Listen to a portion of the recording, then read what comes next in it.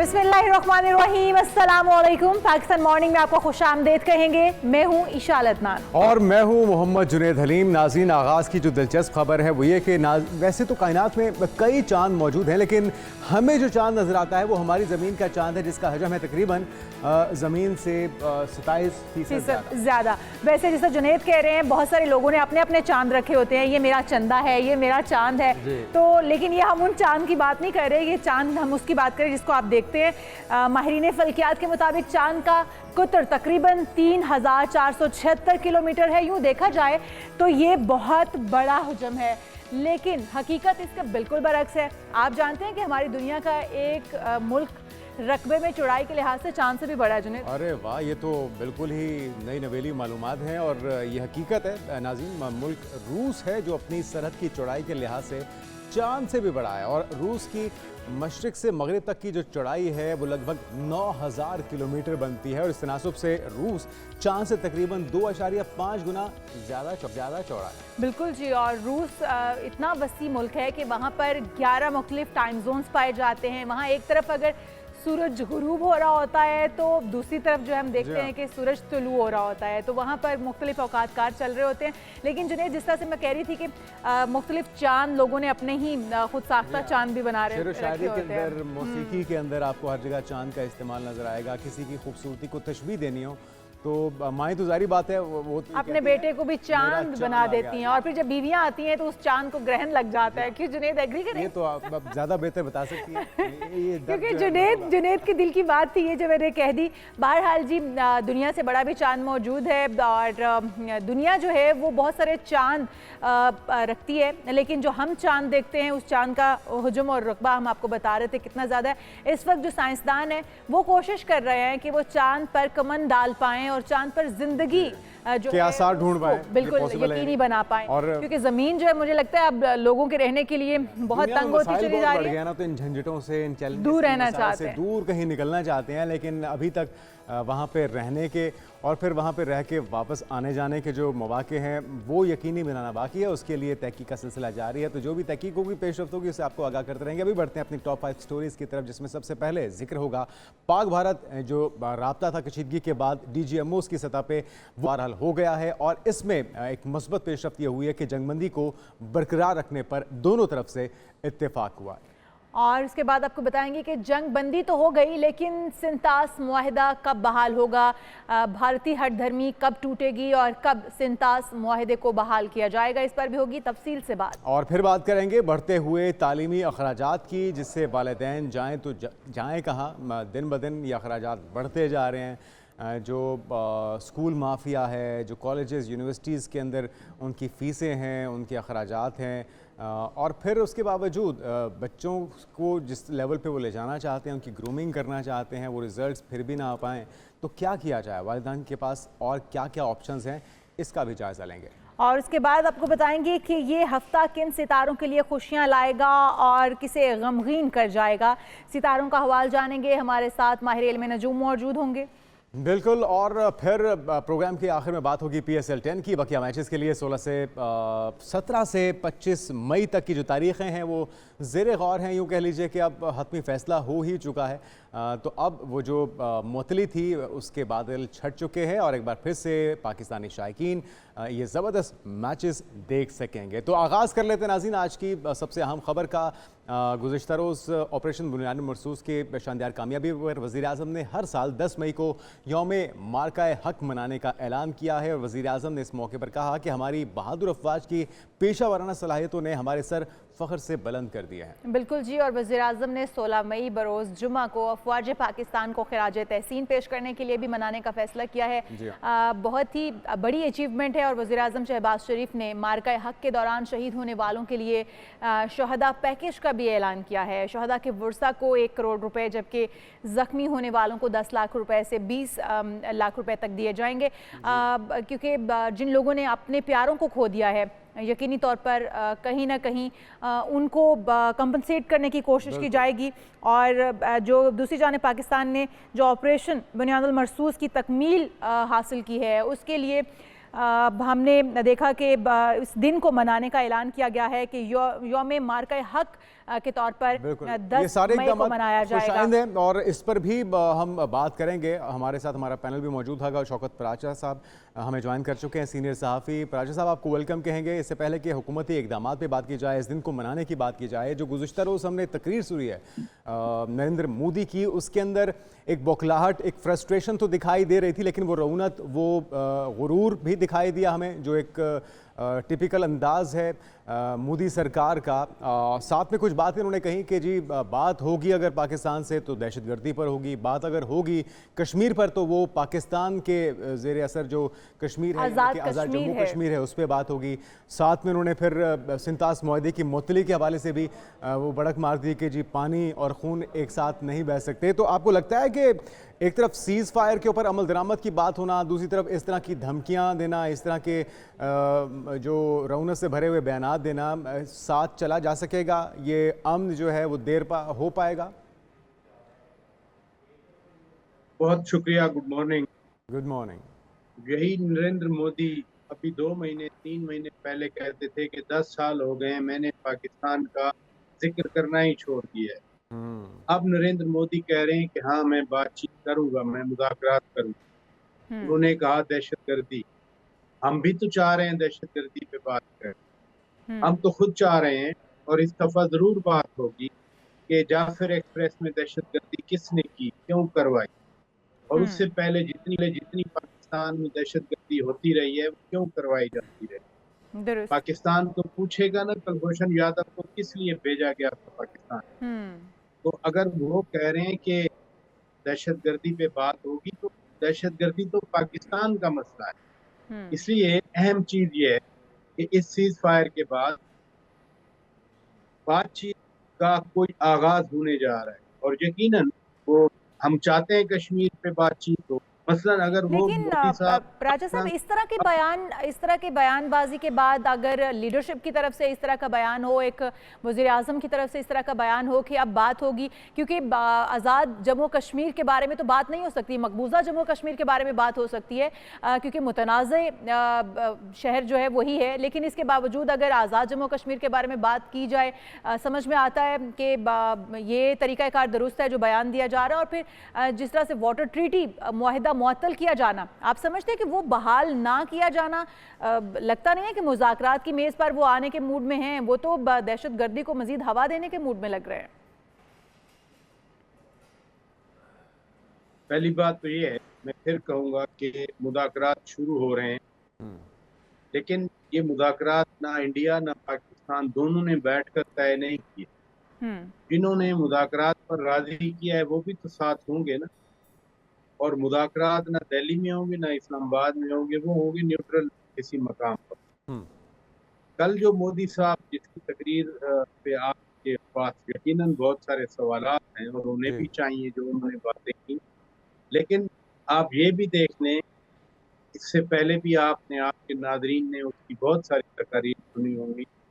कल तो हर शय की ना, कल नरेंद्र मोदी एक हारे हुए प्राइम मिनिस्टर की तकरीर, कल नरेंद्र मोदी वजीर आज़म हिंदुस्तान, एक वो वजीर आज़म बात कर रहे थे जिसका पूरा मुल्क उसको कह रहा है कि आप झूठे हैं, आप झूठ बोल रहे हैं, आपने पूरी कौम के साथ झूठ बोला, आपका बयानिया गलत था, आप जो कुछ हमें बताते रहे वो हकीकत पर मबनी नहीं था। वो नरेंद्र मोदी कल स्पीच कर रहे थे जिनके बारे में पार्लियामेंट में आपने देखा मीटिंग हुई तो मोदी जी तो किसी से नजर भी नहीं बनाने की जरूरत कर रहे हैं। जी हाँ, और बड़ा अच्छा जुमला कहा ख्वाजा आसिफ साहब ने कि हारे हुए जुआरी की तकरीर लग रही थी, लग भी ऐसे ही रहा था और आप भी यही लगभग बात कर रहे हैं।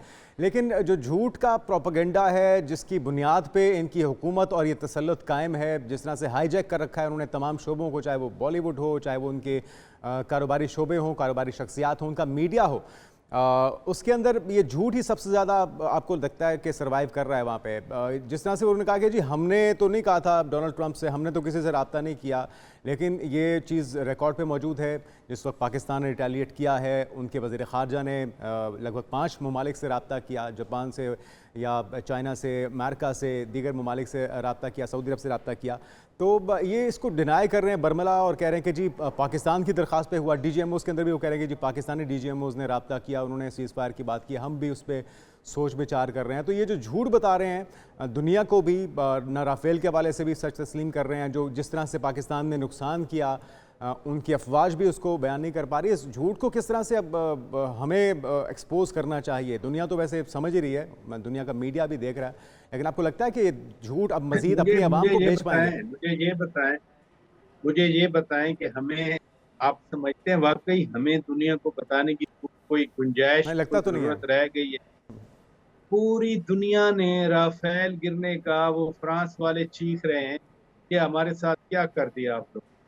यानी पाकिस्तान ने तो नहीं कहा, पाकिस्तान तो पहले दिन से कह रहा है जो पाकिस्तान ने किया पाकिस्तान ने बता दिया, लेकिन दुनिया कह रही है कि हाँ वो राफेल मिसिंग है, वो SU मिसिंग है जो रशियन मेड है।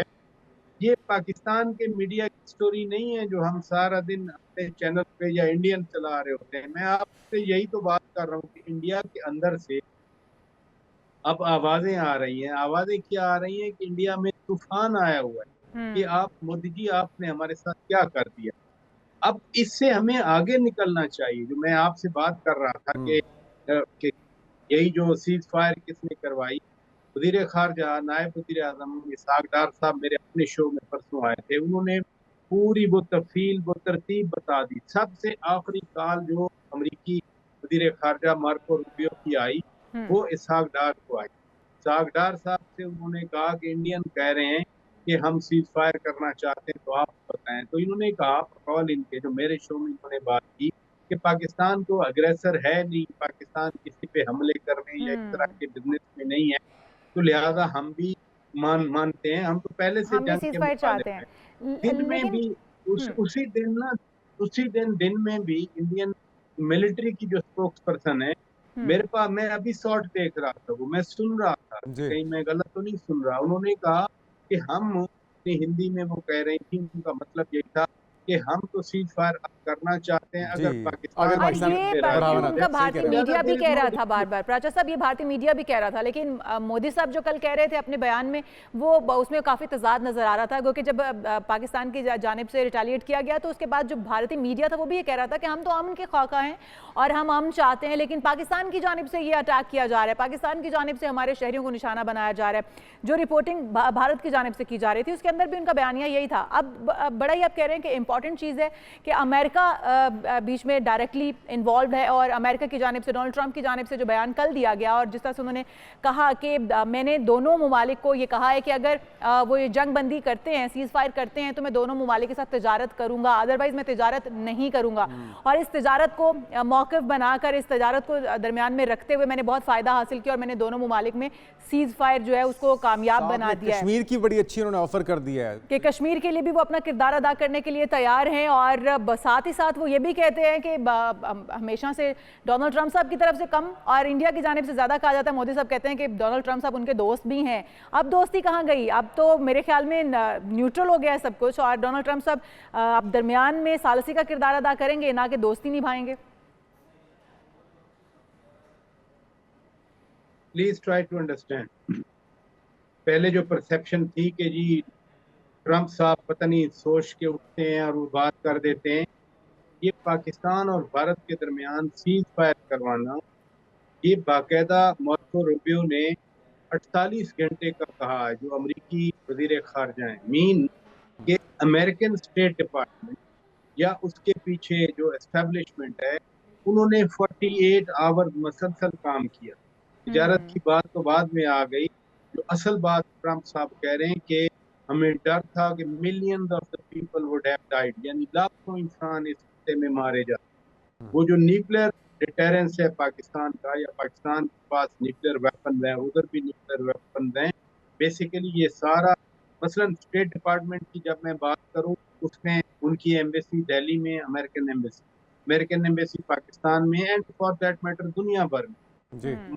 कल भी डेविड लैमी की कॉल आई, बरतानवी वज़ीर खारजा की, और फ्रांस की कॉल आई, जापान की कॉल आई, यानी सारी दुनिया कंसर्न थी। ये नहीं है कि ट्रंप साहब उठे हैं और उन्होंने ये बयान, और कल जो जिस बयान की आप बात कर रही हैं वो वैसे नहीं बोल रहे, बाकायदा लिखा हुआ एक एक लफ्ज लिखा हुआ था जो बोल रहे थे, मीन्स के वो गवर्नमेंट ऑफ यूनाइटेड स्टेट की एक पॉलिसी है जिसको बयान कर रहे थे। लिहाजा ये जितना भी मोदी जी कह लें या कोई और कह ले कि सीज फायर किसने करवाया, अमेरिकन ने ये ब्रोकर किया है।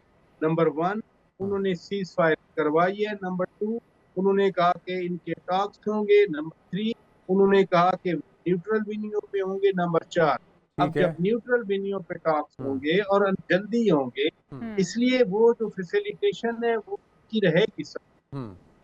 लेकिन प्राचा साहब, क्या अमेरिका के इस बयान पर यकीन कर लेना चाहिए? क्योंकि जिस तरह से वो कह रहे हैं कि लाखों अफराद के मर जाने का खदशा था इस जंग में, अगर ये एटमी जंग में तब्दील हो जाती, जौहरी जंग में बदल सकती थी ये जंग, तो क्या फ़लस्तीन के अंदर, गज़ा के अंदर जो कुछ हो रहा है, जितने अब तक अफराद वहाँ पर शहीद हो चुके हैं, बच्चों के साथ जो मुजालिम हो रहे हैं, क्या डोनाल्ड ट्रंप साहब को वो मुजालिम नज़र नहीं आ रहे? अगर इस सिनेरियो में देखा जाए जिस तरह से डोनाल्ड ट्रंप साहब का बयान है, तो लगता है कि आपको इनके बयान को सीरियस लेना चाहिए? ये दो सिचुएशन का कोई कंपैरिजन नहीं। वो बेचारे मासूम निहत्ते मजलूम जो पत्थर भी नहीं मार सकते इस वक्त, और आप पाकिस्तान की बात कर रहे हैं जिसके पास सिर्फ एटम बम नहीं है, डिलीवरी सिस्टम भी है, बोथ जो फाइटर प्लेन हैं वो भी, मिसाइल भी। यानी पहले जो राफेल को गिराया वो तो हमारे जंगी जहाजों ने गिराया, जी जी। और फिर जब ये 8, 10, 15 एयर बेसेस तबाह की तो हमारे मिसाइल उधर गए। तो यहाँ तो वेपन है, यहाँ असला है और इक्वल असला है। उधर भी एटम बम है, इधर भी आपको एटम लगता है बम प्राचा साहब इधर कि गौरी शाहीन अब्दाली, इधर गौरी शाहीन अब्दाली है, उधर अग्नि शग्नि है। ये जो हुआ है, ये जो एक बैटल हुई है पाकिस्तान और भारत के दरमियान में, ये सरप्राइज से भरपूर थी भारत के लिए। भारत एक्सपेक्ट नहीं कर रहा था इस तरह का मौसर जवाब पाकिस्तान दे पाएगा, इसलिए वो बार बार हमले कर रहा था। लेकिन एक चीज़ जो शक में डाल रही है, उनकी माजी का भी ट्रैक रिकॉर्ड ऐसा है, अभी भी वो कह रहे हैं कि ऑपरेशन सिंदूर जारी है, जबकि हम तो ये दावा कर रहे हैं कि ऑपरेशन बुनियाद मरसूस मुकम्मल हो चुका कामयाबी के साथ। तो क्या कहा जाए कि आने वाले दिनों में ये शरारत हो सकती है, या तसल्ली ऐसी करवाई है कि अब ऐसा कोई खतरा नहीं है हमें?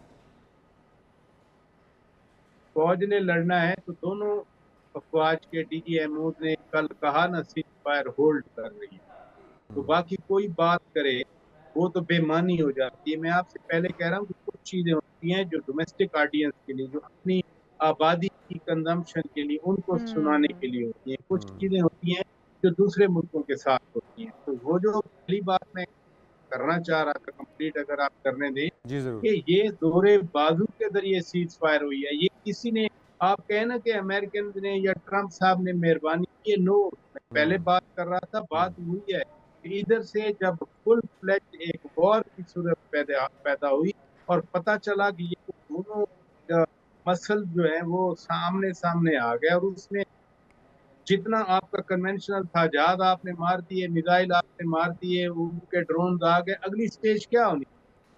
जब देखे ना ये चीजें नहीं रुक रही थी और इसमें कोई हार नहीं मान रहा था किया, तो फिर अगली स्टेज वही आनी जिसका दुनिया भर को डर रहता है, इसलिए अमेरिकन दरमियान में आए।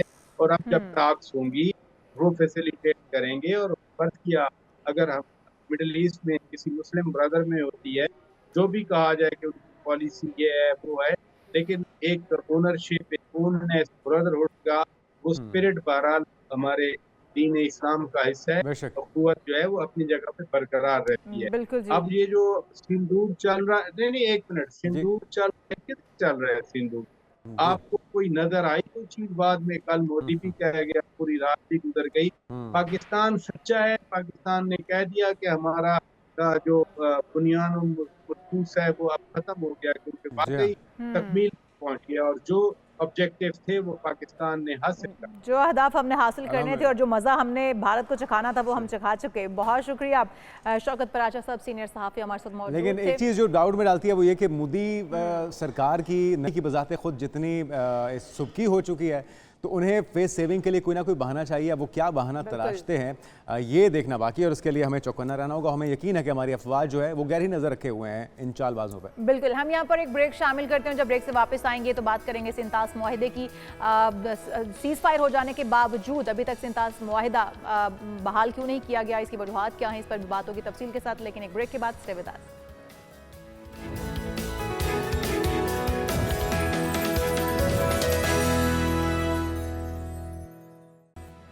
नाज़रीन वेलकम बैक। और बात हो जाए अब सिंतास मुआहिदे की, जिसके लिए हुकूमत पाकिस्तान की तरफ से तो कहा जा चुका है कि इसे वॉर ऑफ एक्ट करार दिया जाएगा, तस्वुर किया जाएगा, लेकिन भारत अपनी हटदर्मी पर बरकरार है और वो कहते हैं कि सीज़ फायर के बावजूद सिंतास मुआहिदा तो बहाल नहीं हो सकता। और नरेंद्र मोदी ने अपने खिताब में भी कहा कि खून और पानी एक साथ नहीं बह सकते, तो बड़े ख़तरनाक नताइज हो सकते हैं।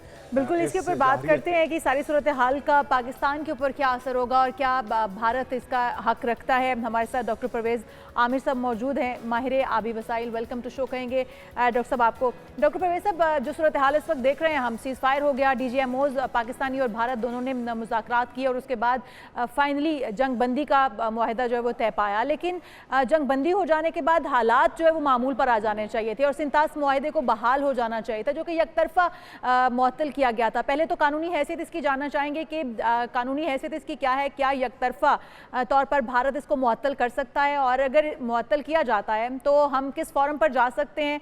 और पानी स्टोर करने की सबसे बड़ी बात कि वो क्या स्टोर करने की कैपेसिटी उनके पास है अगर पाकिस्तान का पानी रोक लिया जाता है तो? तीन सवाल हैं आपके जी। पहली बात है कि कानूनी तौर पर तो ये नहीं कर सकता। ट्रीटीज हैं, मुल्कों के दरमियान ट्रीटीज होती हैं।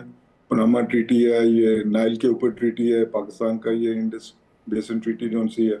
इसके अंदर जो से हमारी सिर्फ बायलैटरल नहीं थी, इसको जो ब्रोकर किया था वो वर्ल्ड बैंक ने किया था उस वक्त। तो बेसिकली दो पार्टियां हैं जिनको इकट्ठा कर जो सा ना ये ट्रीटी अमल में लाई गई थी। तो इसके अंदर कोई ऐसी शक नहीं है कि यकतरफा तौर पर आप इसको जो सा ना मुअत्तल कर सके। तो ये तो नामुमकिन है, कानूनी तौर पर नामुमकिन है। वैसे तो मुल्क बड़ा कुछ करते हैं, उसको कहते हैं। ये नाइल के ऊपर भी थ्रेट किया था कि जी आसमान डैम को हम उड़ा देंगे, हम ये कर देंगे, वो कर देंगे, लेकिन एंड में जो सा ना पार्टीज के अंदर जो सी ना वो सेंस प्रिवेल करती है, वो इस तरह नहीं कर सकते। तो हिंदुस्तान इसको और कश्मीर इशू को जो सा ना वो एक तो दोनों को इकट्ठा नहीं करना चाहता। दूसरा उसका ख्याल है कि ये ब्लैकमेलिंग पावर उसके पास है। ऐसी कतई बात नहीं है उसको, ना ये कतई नामुमकिन है उसके पास। पहली बात यह है कि जो सी स्टोरेज है वो इतनी नहीं है कि वो जो सा ना हमें बहुत ज्यादा सिग्निफिकेंटली में इफेक्ट कर सके। देखिए उसने पिछले दिनों जो सा एक डैम के ऊपर जो सा ना उसने वो पानी भरना है, जो उस पानी को पहले भरेगा, पानी भरने के बाद उसको कहते हैं क्या करता है, उसको कहते हैं जॉनसन है जो एक्स्ट्रा वाटर होता है उसके बाद उसको मजबूरन गेट्स खोलने पड़ते हैं। तो ये डिपेंड करता है कितनी बारिश हो रही, कितना क्या कुछ हो रहा है। तो मैं ये समझता हूँ कि ये जॉनसन ना पाकिस्तान के लिए इसमें घबराहट की बात नहीं। अगर हिंदुस्तान इसको ब्लैकमेल के तौर पर यूज करता है एज ए वेपन, तो हमारी तो ये देखिए कि सालमियत की बात है, हम तो इसको ना बर्दाश्त करेंगे, ना इसकी इजाजत दे सकते हैं। अगर उसके लिए लेकिन कहता है कि हमारा ये नहीं है, मादा खत्म हो गया, तो कितना हमें मुतासर कर सकता है? आप ये तो कह रहे हैं कि हमें परेशान नहीं होना चाहिए, लेकिन कितना मुतासर कर सकता है? क्योंकि जब बरसात का मौसम होता है, बारिशों के बाद सैलाब के खदशात पाकिस्तान में पैदा हो जाते हैं हर साल, तो इस सूरत में कितना हमें डैमेज करने की पोजीशन में होगा भारत? भारत डैमेज करने की पोजीशन में ये होता है कि जो पानी वो स्टोर कर सकता है उसको वो स्टोर करेगा। कोई भी अपना पानी जाया नहीं करना चाहता। जो एक्सेस वाटर है वो तो रिलीज करेगा, जैसे पहले 2022 के अंदर उसने सतलुज में रिलीज किया, वो उसको रिलीज करेगा। तो उसके अंदर जो मादे के अंदर बड़ा वाजे किया हुआ है कि जी आप उसको जो सा ना लीड टाइम देते हैं 10-15 घंटे 20 घंटे, उसको मुल्क को दूसरे को बताते हैं कि जी मैं पानी रिलीज करने लगा हूँ। अगर वो इमरजेंसी इस तरह की हरकत करता है तो उसको कहते हैं पाकिस्तान के 500 एज ए लोअर रिपेरियन, वो हमारे पास कैपेसिटी नहीं है। हमारे पास तो सिर्फ चंद डैम है ना, उसके पास 5000 डैम है। तो मैं जैसे पीटीवी वर्ल्ड पर भी कह चुका हूँ, देखिए इसको यहाँ पर तूल देने के बजाय जो ना इसको यहीं खत्म कर लिया जाए। अगर इंडिया कहता है कि मैं यकतरफा इसको खत्म करता हूँ, मुझे ये जौन सी नहीं चाहिए, सिंतास मादा नहीं चाहिए, फिर वो आपको 3 दरिया भी नहीं चाहिए, तो मैं दूसरे दिन जौन सा ना उसको कहते हैं अपना सतलुज को भी मैं जो भाखड़ा नंगल डैम है मैं उसको भी क्लीन अप कर देता हूँ। अच्छा। जिसके जो डैम्स उसके पास रावी के ऊपर है, दूसरे के ऊपर, तो वो फिर देखिए ये इस तरह की अगर आप बात करेंगे या हिंदुस्तान इस तरह की बात को तूल देगा तो वो 3 रिवर्स फिर let the reverse flow freely. हम तो जौन सा देखें हमारी तो एग्जिस्टेंशियल थ्रेट है पाकिस्तान, इन उस पानी के अलावा हम जो ना हमारी जिंदगी नामुमकिन है। हम कभी ये बर्दाश्त करेंगे? हम तो एक डैम भी उसका नहीं छोड़ेंगे। तो इस कॉन्फ्लिक्ट को डॉक्टर साहब आप कह रहे हैं कि भारत ज़्यादा देर तक पानी को होल्ड नहीं कर सकता क्योंकि उसके पास कैपेसिटी मौजूद नहीं है और अल्टीमेटली उसको पानी को छोड़ना पड़ेगा जब उसकी अपने स्टोरेज फुल हो जाएंगे। लेकिन अगर बारिश नहीं हो रही है और हमारी ज़मीनों को पानी की ज़रूरत है, जैसे कि अभी चावलों की फसल लगनी है और अगर पानी रोक लिया जाता है, वो महीने 10 दिन के लिए भी रोका जाता है, तो पाकिस्तान के अंदर तो खुश्क साली कहत साली जन्म लेगी, क्योंकि लोगों का वही वक्त होगा काश्तकारी का, और अगर उसी दौरान पानी रोक लिया जाता है, अपनी ज़रूरत के से ज़्यादा जो पानी वहाँ पर स्टोर कर लिया जाता है, तो पाकिस्तान क्या करेगा? पाकिस्तान में तो फिर पाकिस्तान को साइड इफेक्ट्स तो भुगतने पड़ेंगे। आप सही कह रहे हैं, परेशान होने की ज़रूरत नहीं है। इंटरनेशनली या जो कवानीन है उनके मुताबिक भारत ये नहीं कर सकता, लेकिन हमें कौन सा दरवाज़ा अब खटखटाना होगा, कहाँ पर जाना होगा कि भारत ये इस तरह के जो ओछे हथकंडे हैं ये इस्तेमाल ना करे पाकिस्तान के अगेंस्ट? देखिए जी, हमारा इस वक्त अपर हैंड है, हम बहुत क्लियर हैं इस बात के ऊपर। ये जो सी 3-4 दिन का झटका है ना, हमारा अपर हैंड है। हमारी इंटरनेशनली हमने जो है ना अपना केस प्रेजेंट कर दिया हुआ है। इसके अंदर जो सी सिंतास मादे के अंदर ना जो सी वो है अपना क्लॉज है, आर्बिट्रेशन की क्लॉज है, हम जा सकते हैं, जो उसके जिसने ब्रोकर की उसके पास भी जा सकते हैं। लेकिन वो आपको वाली बात सही है, शॉर्ट टर्म में तो हम इस तरह की हरकत कोई नहीं करेंगे। देखें, इसको अगर सही तरह इसने जो करना है ना, वो उसको कम से कम 20 से 25 साल लगते हैं जो उनसे ये डैमिंग करने के लिए ना, इन रिवर्स के ऊपर डैमिंग करने के लिए उनसे कुछ साइट्स हैं तो वहां वो कर सकता है। शॉर्ट टर्म में वो क्या करेगा, वो ब्राजेस बनाएगा, वो जल्दी बना सकता है। वो कह रहा है जी मैं उसके लिए राजस्थान के लिए डिफरेंट जगह पर कनाल जो सी उसके साथ डाइवर्जन करूंगा। Let him try. अगर वो ट्राई करता है, मैंने जैसे बहुत वाजे कर दिया, पाकिस्तान की स्ट्रेटजी बहुत वाजे होगी। ये कहता है कि जी मुझे एकतरफा तौर पर मैं खत्म करता हूँ, उसका मतलब है कि जो हमारा एग्रीमेंट था वो खत्म हो गया। अगर वो एग्रीमेंट खत्म हो गया तो तीनों दरिया जो से उसको होते हैं, सतलुज, ब्यास, रावी, उसके ऊपर जो स्ट्रक्चर्स है हम उसको टेक डाउन कर देंगे। हम बिल्कुल 1 घंटे के लिए भी जो है ना इंतजार नहीं करेंगे। तो मोदी साहब के दिमाग में अगर कोई फतूर है ना, अच्छा, एक तो आपने ये एकदम बताया कि अगर एकतरफा तौर पे भारत वायलेशन करता है तो हमारे पास ये ऑप्शंस हैं। वो जो एग्रीमेंट है, इंडस वाटर ट्रीटी है, उसके अंदर क्या सज़ा लिखी हुई है, क्या जुर्माना लिखा हुआ है उस फरीक के बारे में अगर कोई वायलेशन करता है और अपने तौर पे इस मामले को मॉडल करता है? उसके अंदर जन से 2 पार्टीज हैं, इरसा पाकिस्तान की तरफ है, उधर है, दोनों की कमीशंस हैं।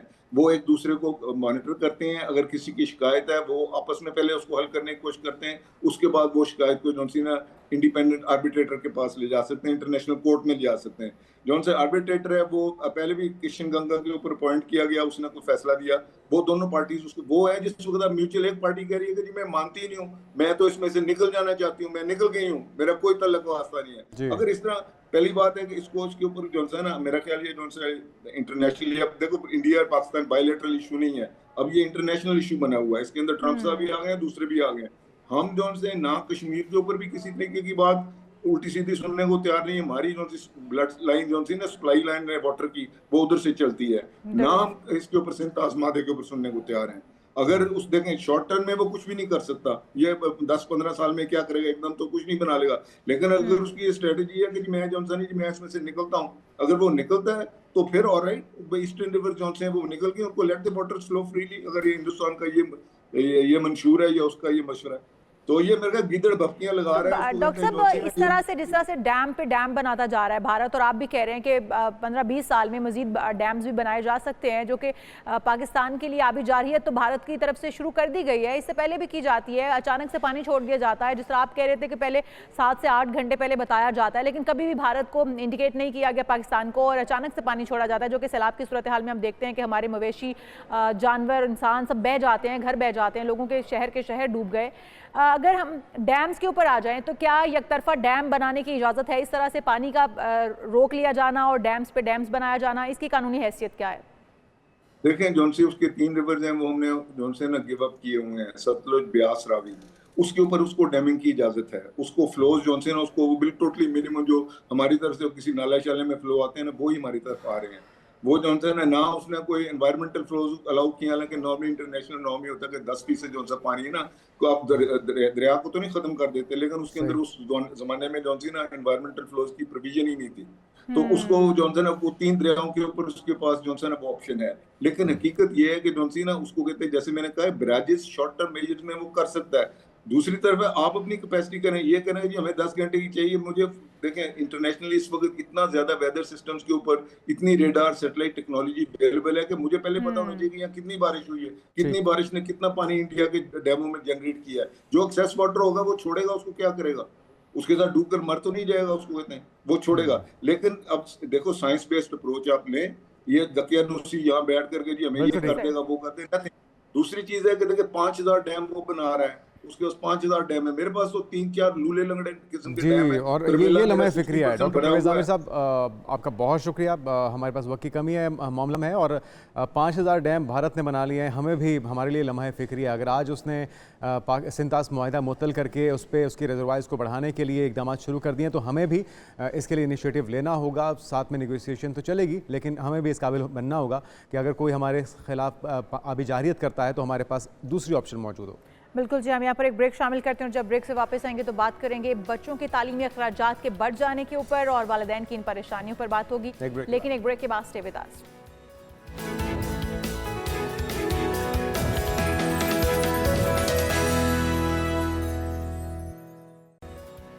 प्रोग्राम में एक बार फिर से आपको खुशामदीद कहेंगे, और अभी का जो हमारा टॉपिक है, हम सबका मुश्तरका ये टॉपिक है, क्योंकि पाकिस्तान में महंगाई जो है वो बहुत ही ज़्यादा बढ़ गई है, और इस महंगाई में एक आम घर को चलाना इंतहाई मुश्किल हो गया। और उसके बाद जब माहाना अखराजात स्कूल के आपके सर पर आ जाते हैं, वो किताबों के खर्चे हो गए, वो स्कूल के हो गए, वो ट्यूशन्स के हो गए, तो वालिदैन खासे परेशान और हो ये जाते हैं। फ़ीसें भी रुकती नहीं एक जगह, ये आए रोज़ इनमें इजाफा हो जाता है, और फ़ीसों के अलावा जो अखराजात हैं वो अपनी जगह मौजूद हैं। तो मुल्क में तकरीबन 60% लोग गुर्बत की लकीर के नीचे ज़िंदगी गुजार रहे हैं। तो ऐसे में हज़ारों रुपए की फ़ीसें और अखराजात, और इसके बावजूद भी बच्चों को वो बच्चों की तालीम है और उनके जो ग्रूमिंग है, उनकी जो तरबियत है, वो वैसी ना हो जैसे वालिदैन चाहते हैं। तो बिल्कुल, हमारे तालीम का निज़ाम जो है, इसके ऊपर बहुत सारे सवालिया निशान उठते हैं। हमारे साथ डॉक्टर समिया आतर मौजूद हैं, life coach. Welcome to show कहेंगे डॉक्टर साहिबा आपको। डॉक्टर साहिबा, तालीमी निज़ाम के ऊपर हम लोग बातें तो बहुत करते हैं और इसमें बेहतरी की गुंजाइश भी है, लेकिन जहाँ पर फ़ीसेस की बात की जाती है तो एक गवर्नमेंट स्कूल की फ़ीस और फिर एक प्राइवेट स्कूल की फ़ीस में बहुत ही डिफरेंस है। और जहाँ पर बच्चों की तालीम आ जाती है तो गवर्नमेंट स्कूल का तालीम का मयार भी वो नहीं है। अगर प्राइवेट स्कूल तालीम अच्छी दे रहे हैं तो उसमें हमें माहाना एक भारी भरकम फ़ीसें अदा करना पड़ती हैं। क्या करें इस महंगाई के दौर में वालिदैन, क्योंकि वालिदैन तो अब बच्चों के स्कूल तब्दील करवाने पर तुलाए हैं। इसके अंदर ये आपकी बात बिल्कुल दुरुस्त है कि इस महंगाई के दौर के अंदर जो एक प्राइवेट स्कूल की जो फीस है वो बहुत से बेशतर लोगों की पहुंच से बाहर होती जा रही है। तो इसमें जहां पर कुछ चीज़ें वालिदैन के करने वाली हैं, वहीं पर कुछ चीज़ें गवर्नमेंट की करने वाली भी हैं, जिसके अंदर कोई एक ऐसी रेगुलेटरी अथॉरिटी हो कि जो इन प्राइवेट स्कूलों को रेगुलेट करे, और ये जो फीसों के नाम पर और डिफरेंट अखराजात के नाम पर बेतहाशा वालदेन से पैसे बटोरते हैं, तो कोई हो कुछ इनके ऊपर नज़र रखे और इनकी मॉनिटरिंग करे, इनको रेगुलेट करे। दूसरी तरफ ये है कि जो वालदेन अपने बच्चों को सरकारी स्कूलों में भेज रहे हैं, वहाँ पर फिर कहीं ना कहीं वालदेन को उन बच्चों के साथ ताउन करना चाहिए है, और ख़ुद भी उन बच्चों की तालीम के ऊपर तवज्जो देनी चाहिए। लेकिन डॉक्टर साहिबा, घर के अंदर बच्चे भी जो कोई प्राइवेट स्कूलों में बच्चे जाते हैं, पेरेंट्स उनके भी सेटिस्फाई नहीं हैं, क्योंकि बच्चे जब स्कूल से पढ़कर आते हैं उसके बाद फिर उन्हें ट्यूटर की ज़रूरत पड़ती है, उन्हें भारी भरकम फीसें अदा करने के बाद ट्यूशन रखवानी पड़ती है बच्चों की। तो क्या हमारे स्कूल वो तालीम दे नहीं पा रहे हैं, या असातिज़ा उतने कंपैटिबल नहीं है जो बच्चों को पढ़ा सकें? क्या वजूहात हैं कि इतनी भारी भरकम तालीम के फ़ीसें पे करने के बाद, स्कूलों में भेजने के बाद भी बच्चों को ट्यूशन रखवानी पड़ती है? ये मैं प्राइवेट स्कूल्स की बात कर रही हूँ।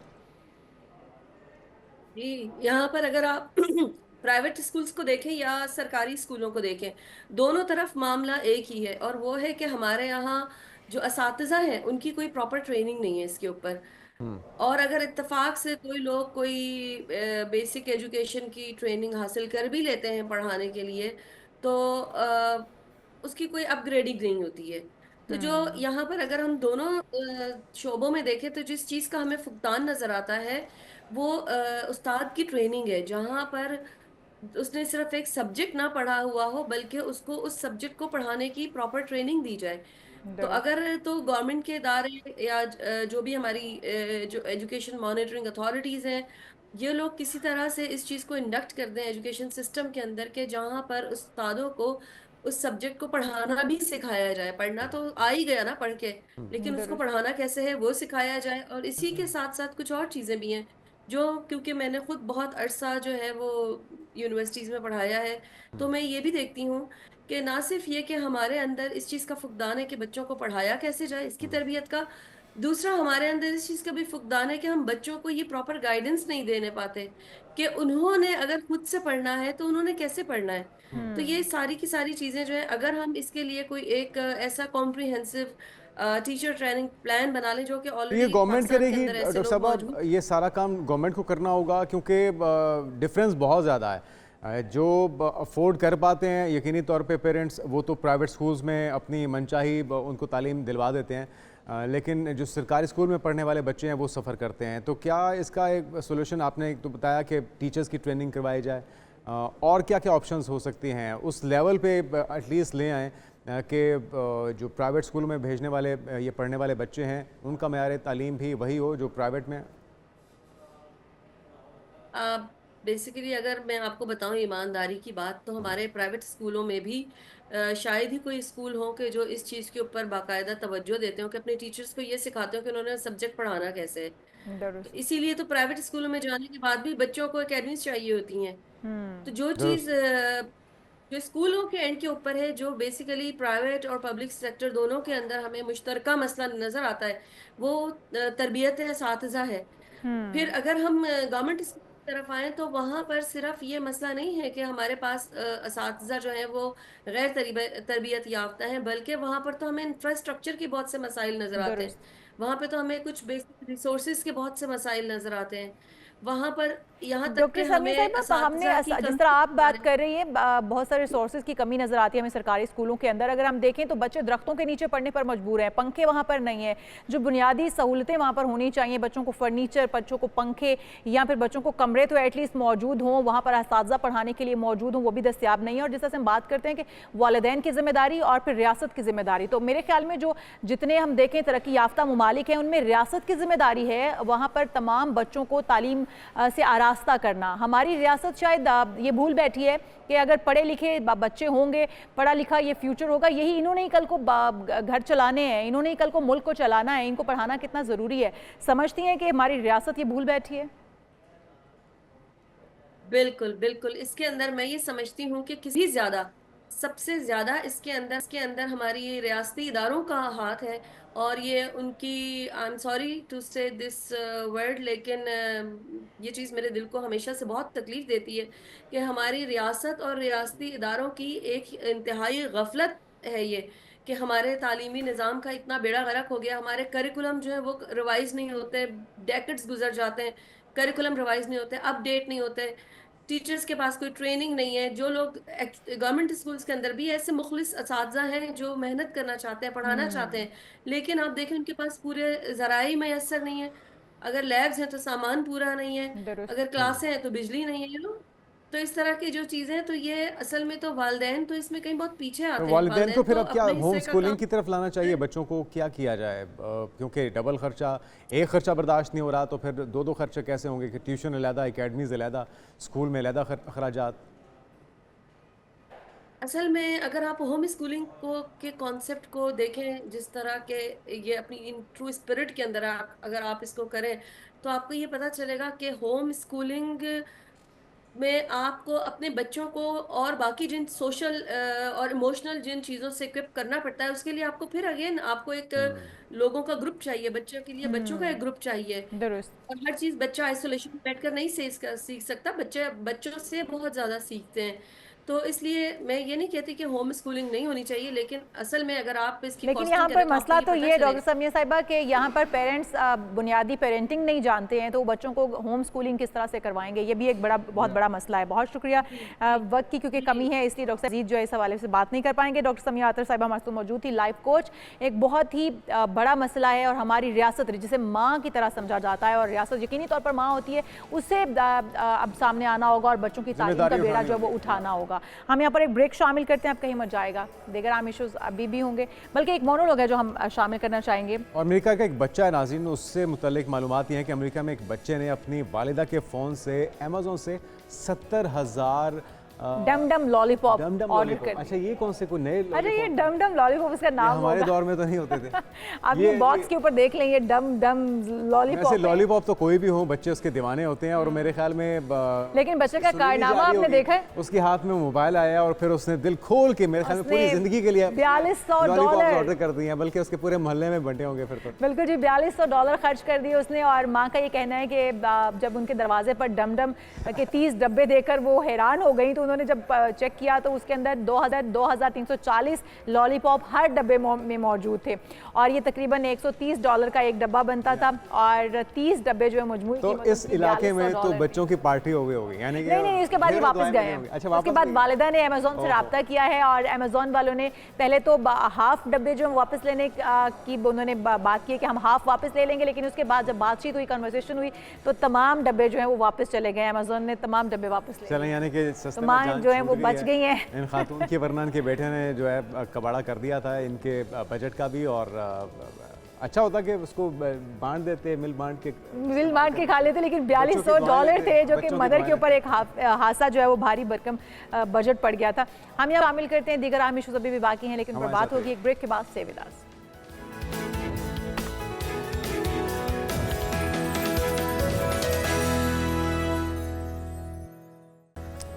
एक बार फिर से आपको कहेंगे खुश आमदीद, सुबह बखैर। उम्मीद करते हैं आपकी सुबह खैरियत से गुजरी होगी। नाज़रीन, एक हफ्ते के अंदर जो सबसे आपकी ज़्यादा इंतज़ार करने वाली चीज़ होती है वो ये कि सितारों का हाल आपको बताया जाए, आपको पता चले कैसे है तालीम, कारोबार, सनत और सनतकारी के अलावा नौकरी के मामलात, मोहब्बत, शादी के मामलात कैसे चल रहे हैं। बिल्कुल जी। तो ये एक चीज़ मिसिंग थी, तो आज इसको पूरा आज हम उसको पूरा करने चाह रहे हैं। वैसे तो हम पीर के दिन इसका आगाज़ करते हैं, आपको बताते हैं, लेकिन आज जो है वो हमने इसका इनेकाद किया ताकि आप जान सकें कि किन सितारों के लिए ये हफ्ता खुशियाँ लेकर आएगा और किन के लिए थोड़ी परेशानियाँ लेकर आएगा। जानते हैं अजीम हनीफ शेख साहब हमारे साथ मौजूद हैं, माहिर इल्म नजूम। वेलकम टू शो कहेंगे आपको। अजीम साहब, वैसे तो हम लोग ये कहते हैं कि जो कोई भी नॉलेज है वो हमारे तक महदूद ही पहुंचाया जाता है, लेकिन अगर फिर भी उनकी उस महदूद नॉलेज की रोशनी में हम अपने सितारों का हाल जानना चाहें तो किसके सितारे क्या कहते हैं, कौन सा सितारा गर्दिश में रहेगा और कौन से सितारे के लिए इस हफ्ते में सब कुछ अच्छा होने वाला है? अच्छा, सबसे इम्पोर्टेंट बात यहाँ पे ये है कि नॉलेज कोई भी महदूद नहीं होता, उसके अंदर मीडियम्स हैं डिफरेंट। आप उस मीडियम को या उस चीज़ को कितने अच्छे तरीके से इंटरप्रेट कर सकते हैं, कितने अच्छे तरीके से रीड कर सकते हैं, ये उस बंदे पे डिपेंड करता है जो इस नॉलेज को पढ़ रहा है, जो पढ़ा हुआ है। नॉर्मली हमारे यहाँ पे ये होता है कि बहुत सारे एस्ट्रोलॉजर्स, हमारे फेलो दोस्त हैं, भाई हैं, बहनें हैं, वो काम कर रहे हैं, बिल्कुल कर रहे हैं, लेकिन एक्सपीरियंस की कमी है, बाकी चीज़ों की कमी है, नॉलेज की कमी है, जिसकी वजह से बहुत दफ़ा ये होता है कि चीज़ें बताई कुछ जाती हैं, प्रेडिक्शन नहीं, मैं वैसे बहुत बात सारी कर रही थी डिफरेंट कि आ अल्लाह जाती ताला हैं। ने हमें वैसे तो बहुत इसी इल्म से नवाजा है, लेकिन कुछ चीज़ों की जुस्तजू अल्लाह ताला ने एक महदूद कर दी है कि बिल्कुल यहाँ ऐसे तक ही है, कि आप बिल्कुल जो है ऐसे वो ही है। महदूद रहें। तो हम जो एस्ट्रोलॉजी करते हैं सिर्फ आस्पेक्ट बेस है कि ऐसा होने के इम्कानात हैं। इस बार किस हफ्ते में किस सितारे के लिए क्या नवीद है, क्या हाँ जी, बिल्कुल। ये वहाँ से शुरू कर देते हैं कि हम स्टार्ट करते हैं एरीज से जी। और एरीज के बारे में इस वक्त थोड़ा सा प्रोजेक्शन उनके ट्रैवल में आ रही है, ट्रैवल करना चाह रहे थे, चीज़ें बेहतर हो रही हैं, आहिस्ता आहिस्ता बेहतर हो रही हैं। लास्ट जो 2 महीने गुजरे वो ठीक नहीं थे, लेकिन इस वीक से खास तौर पे बेहतरी की तरफ जा रहे हैं। उनकी ट्रैवल जो चांसेस है वो बेहतर हो रहे हैं, जॉब चेंज हो रही है, जॉब अच्छी लग रही है, सिबलिंग से, बड़े भाइयों से, बहनों से इनको फ़ायदे हो सकते हैं, ये सारी चीज़ें इस वक्त हैं। हेल्थ वाइज कोई ऐसा इशू नहीं है, फाइनेंशियल कंसर्न्स बिल्कुल ठीक रहेंगे, चीज़ें इनके लिए ओवरऑल स्मूथ, न्यूट्रल, बेहतर हैं, पॉजिटिव हैं। तो इसलिए हम कहते हैं कि एरीज वालों को इस वक्त डरने की, फिक्र करने की, परेशान होने की ज़रूरत नहीं है, ये वीक इनके लिए अच्छा है। बिल्कुल ठीक। नेक्स्ट आ जाते हैं टॉरस की तरफ। टॉरस को सडन गेन्स हो सकते हैं, जैसे कहते हैं ना, डूबी अमाउंट मिल सकती है, पैसे दिए हुए थे। लॉटरी तो खैर नहीं कह सकते हम उसको, लेकिन कोई ऐसे पैसे इन्वेस्टमेंट डूबी हुई हो, कोई इन्वेस्टमेंट हो, कोई ऐसी चीज़ हो। और बहुत सारे लोगों को, बहुत सारे टॉरियंस को हम क्योंकि ओवरऑल डिस्कस करते हैं इसको, तो ओवरऑल टॉरियंस को इस वक्त ये सारी चीज़ें मिल सकती हैं। ख़ास तौर पे ऐसे बच्चे जो एजुकेशन के लिए बाहर जाना चाह रहे थे, उनके वीज़ाज नहीं लग रहे थे या वो हर्डल्स आ रही थी, वो प्रोसेस आसान हो जाएगा। क्योंकि सैलरीज भी तो वापस आ सकती है, वो भी तो दबी हुई अमाउंट ही होती है, वो भी वापस आ सकती है। बिल्कुल आ सकती है, वो सारा जो है ना वो उसी में आ जाता है कि सडन गेन्स हो जाएंगे इंशाल्लाह। जेमिनी के बारे में अगर हम बात की जाए तो जेमिनी को हेल्थ इश्यूज हो सकते हैं, थोड़ा सा इस वक्त प्रिकॉशंस इख्तियार करनी पड़ेंगी, थोड़ा सा केयरफुल रहना पड़ेगा, थोड़ा सा अननेसेसरी डिबेट्स जो है with in family, with in job, colleagues के साथ, ये सारी इज्तनाब करें उससे, इज्तनाब बहुत सारा करना चाहिए। खामोशी जो यानी है कि वो जहाँ पे सारी बहस चीज़ें- मुबाहिसा हो रहा है उससे दूर चले जाएं। खामोशी तो वैसे भी दूर ना हजार भी जाएं, नेमत अगर है। ऑफिस में बैठे हैं तो दूर तो नहीं जा सकते, तो कान बंद कर लें। खामोशी इख्तियार कर लें। या खामोशी उसमें सबसे पार्टिसिपेट ना करें एटलीस्ट। पार्टिसिपेट नहीं करो, ऑब्वियसली कि उसमें ना Ignore करें और करें। चीज़ें बेहतर हो जाएंगी। ये वीक जो है थोड़ा सा टफ है, health wise, job wise, business wise. जिन्होंने बिजनेस में इन्वेस्ट किए हो सकता है कहीं गुस्से में कुछ फैसला गलत कर लें, तो ऐसा कोई काम नहीं करना। जेमिनाइज को बचना पड़ेगा इस हफ्ते में। अच्छा, कैंसेरियंस के लिए इनके ट्रैवल में बेनिफिट्स आ रहे हैं, ख़ास तौर पे कैंसेरियंस जो हज पे, उम्रे पे, रिलीजियस ट्रैवल पे जाना चाह रहे थे। वैसे भी कुछ पोजीशन पिछले दिनों बन गई थी कि फ़्लाइट कैंसिल हो रही थी, सारा कुछ हो रहा था। या जो एजुकेशन के लिए जाना चाह रहे हैं, कोई भी किसी भी किस्म का आउट ऑफ कंट्री ट्रैवल नहीं, वो उसमें बेनिफिट्स मिल जाएंगे, आसानियाँ उसमें बेनिफिट्स मिल जाएंगे। ओवरसीज ट्रैवल वालों को इस दफ़ा इस हफ्ते में बेनिफिट्स मिल जाएंगे, गुड न्यूज़ मिल जाएगी, फाइनेंशियल गेन्स हो जाएंगे। इनको कैंसेरियंस को इस वक्त पैसे वैसे आने कोई अच्छा पैकेज मिल जाएगा, कोई ऐसे लग सकता है एयरलाइन वाले आपको एयरलाइन वाले पैकेज दे दें, फाइनेंशियल गेन्स वैसे हो जाएंगे, जाते ही नेशनैलिटी भी मिल सकती है, जॉब में बिजनेस आ जाएगा। लेकिन हम पर्टिकुलरली इस वीक की बात कर रहे हैं, तो इस वीक में अच्छी न्यूज़, अच्छी खबरें इनको मिल जाएंगी। जो बीमार थे कैंसेरियंस, उनको अच्छी न्यूज़ मिल जाएगी, को अच्छा डॉक्टर मिल जाएगा, एजुकेशन अच्छी हो जाएगी जिन बच्चों की हो रही।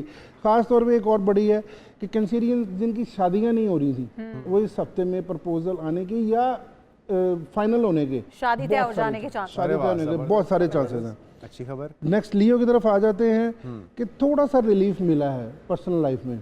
अच्छा, रिलीफ किस लिहाज से? पीछे जो टाइम गुजरा था डोमेस्टिक लाइफ के लिए कोई इतना अच्छा नहीं था। इस वीक में थोड़ा सा चीजें बेहतर हो जाएंगी, थोड़ी सी अच्छी बात है। घरों की लड़ाइयाँ जो है मियाँ बीवी लियो है ना विशाल का, तो हाँ जी, थोड़ा गुस्सा कम करेंगे इस दफा। मियाँ तो लड़ते ही नहीं है, मैं क्या मेरे तो परेशानी ये होती है कि लड़ो तो सही। तो आप लड़ लिया करें। हाँ, नहीं वो उसमें ये है कि आपको उकसाया जाएगा, लेकिन आपने बिल्कुल नहीं उकसाना। नहीं, उकसाने वाला काम तो विशाल करते हैं। तो उसमें ये है कि यहाँ पे चीज़ें थोड़ी सी बेटर हो जाएंगी, पर्सनल लाइफ बेटर हो जाएगी, फाइनेंशियल गेन्स हो सकते हैं, लेकिन कोई इतने ज़्यादा फ्रूटफुल नहीं होंगे, अखराजात ज़्यादा होंगे, पैसे वैसे आएंगे ज़रूर इस हफ्ते में। अच्छा, लेकिन अखराजात भी थोड़े से ज़्यादा होंगे। सबसे इम्पॉर्टेंट चीज़, आपने अपने लगेज का, कहीं अगर ट्रैवल कर रहे हैं इस वीकेंड पे, आपका ट्रैवल का सीन लियोज का बन रहा है, अगर कहीं भी आउट ऑफ सिटी ट्रैवल कर रहे हैं, कहीं भी जा रहे हैं, अपने लगेज का, फ़ोन का, अपनी एसेसरीज का, गाड़ी का बहुत सारा ख्याल रखना। आउट ऑफ कंट्री का कोई प्लान नहीं बन रहा? सॉरी, आउट ऑफ कंट्री नहीं, आउट ऑफ कंट्री का अभी लियोज का नहीं बनेगा, आपका जून में जाके आपका प्लान बनेगा। हम वीकली को कर रहे हैं, तो मंथली में आएंगे तो हाँ, मई के बाद जून है। हाँ जी, जून में आपका इसका यहाँ बनेगा लियोज का प्लान। बहुत सारे लियोज जो अच्छा ट्रैवल हुआ कि अजीम भाई ने बता दिया कि आपकी प्लानिंग पहले बता दी। अच्छा, वर्गों की तरफ आते हैं। वर्गों को इस वक्त हेल्थ के इश्यूज हैं, डोमेस्टिक लाइफ इनकी भी ख़राब है, इनको सेटल डाउन दोनों तंग कर रहे हैं, हर काम में प्रॉब्लम्स आ रही हैं, ऑब्स्ट्रक्शंस आ रही हैं, डिलेज आ रहे हैं, हर्डल्स आ रही हैं। उसके लिए कोशिश करें कि सबसे बेहतरीन चीज़ मैं ये कहता हूँ कि सदका दें। क्योंकि मैं कोई आलिम नहीं हूँ, कोई मुफ्ती नहीं हूँ कि मैं आयतें, हाँ जी, कि मैं आयतें बताना शुरू कर दूँ या अल्फाज बताना शुरू, मैं नहीं उस तरह का करता, मैं उस चीज़ को फॉलो नहीं करता, लेकिन ज़रूर करना चाहिए किसी से पूछ के। लेकिन सबसे आसान आपके पास रेमेडी है कि आप सदका दें। और कुरान पाक ने कहा कि भूखे को खाना खिलाने की तरकीब दो, भूखा बादशाह भी हो सकता है, भूखा आपका दोस्त भी हो सकता है। खाना खिलाएं, परिंदों को खाना खिलाएं। अमूमी तौर पे दोस्त तो हमेशा ही भूखे ही रहते हैं। कहते हैं वो तो उनको ज़्यादा खिलाना चाहिए, उनके दिल से दुआ निकलती है। सही बात है, ये भी ठीक है। कई दफा जुनैद को कहा सुनते नहीं है ये बात कि हमें खाना खिलाएं, भूख खत्म ही नहीं होती। अच्छा, लिब्रा की तरफ आ जाते हैं।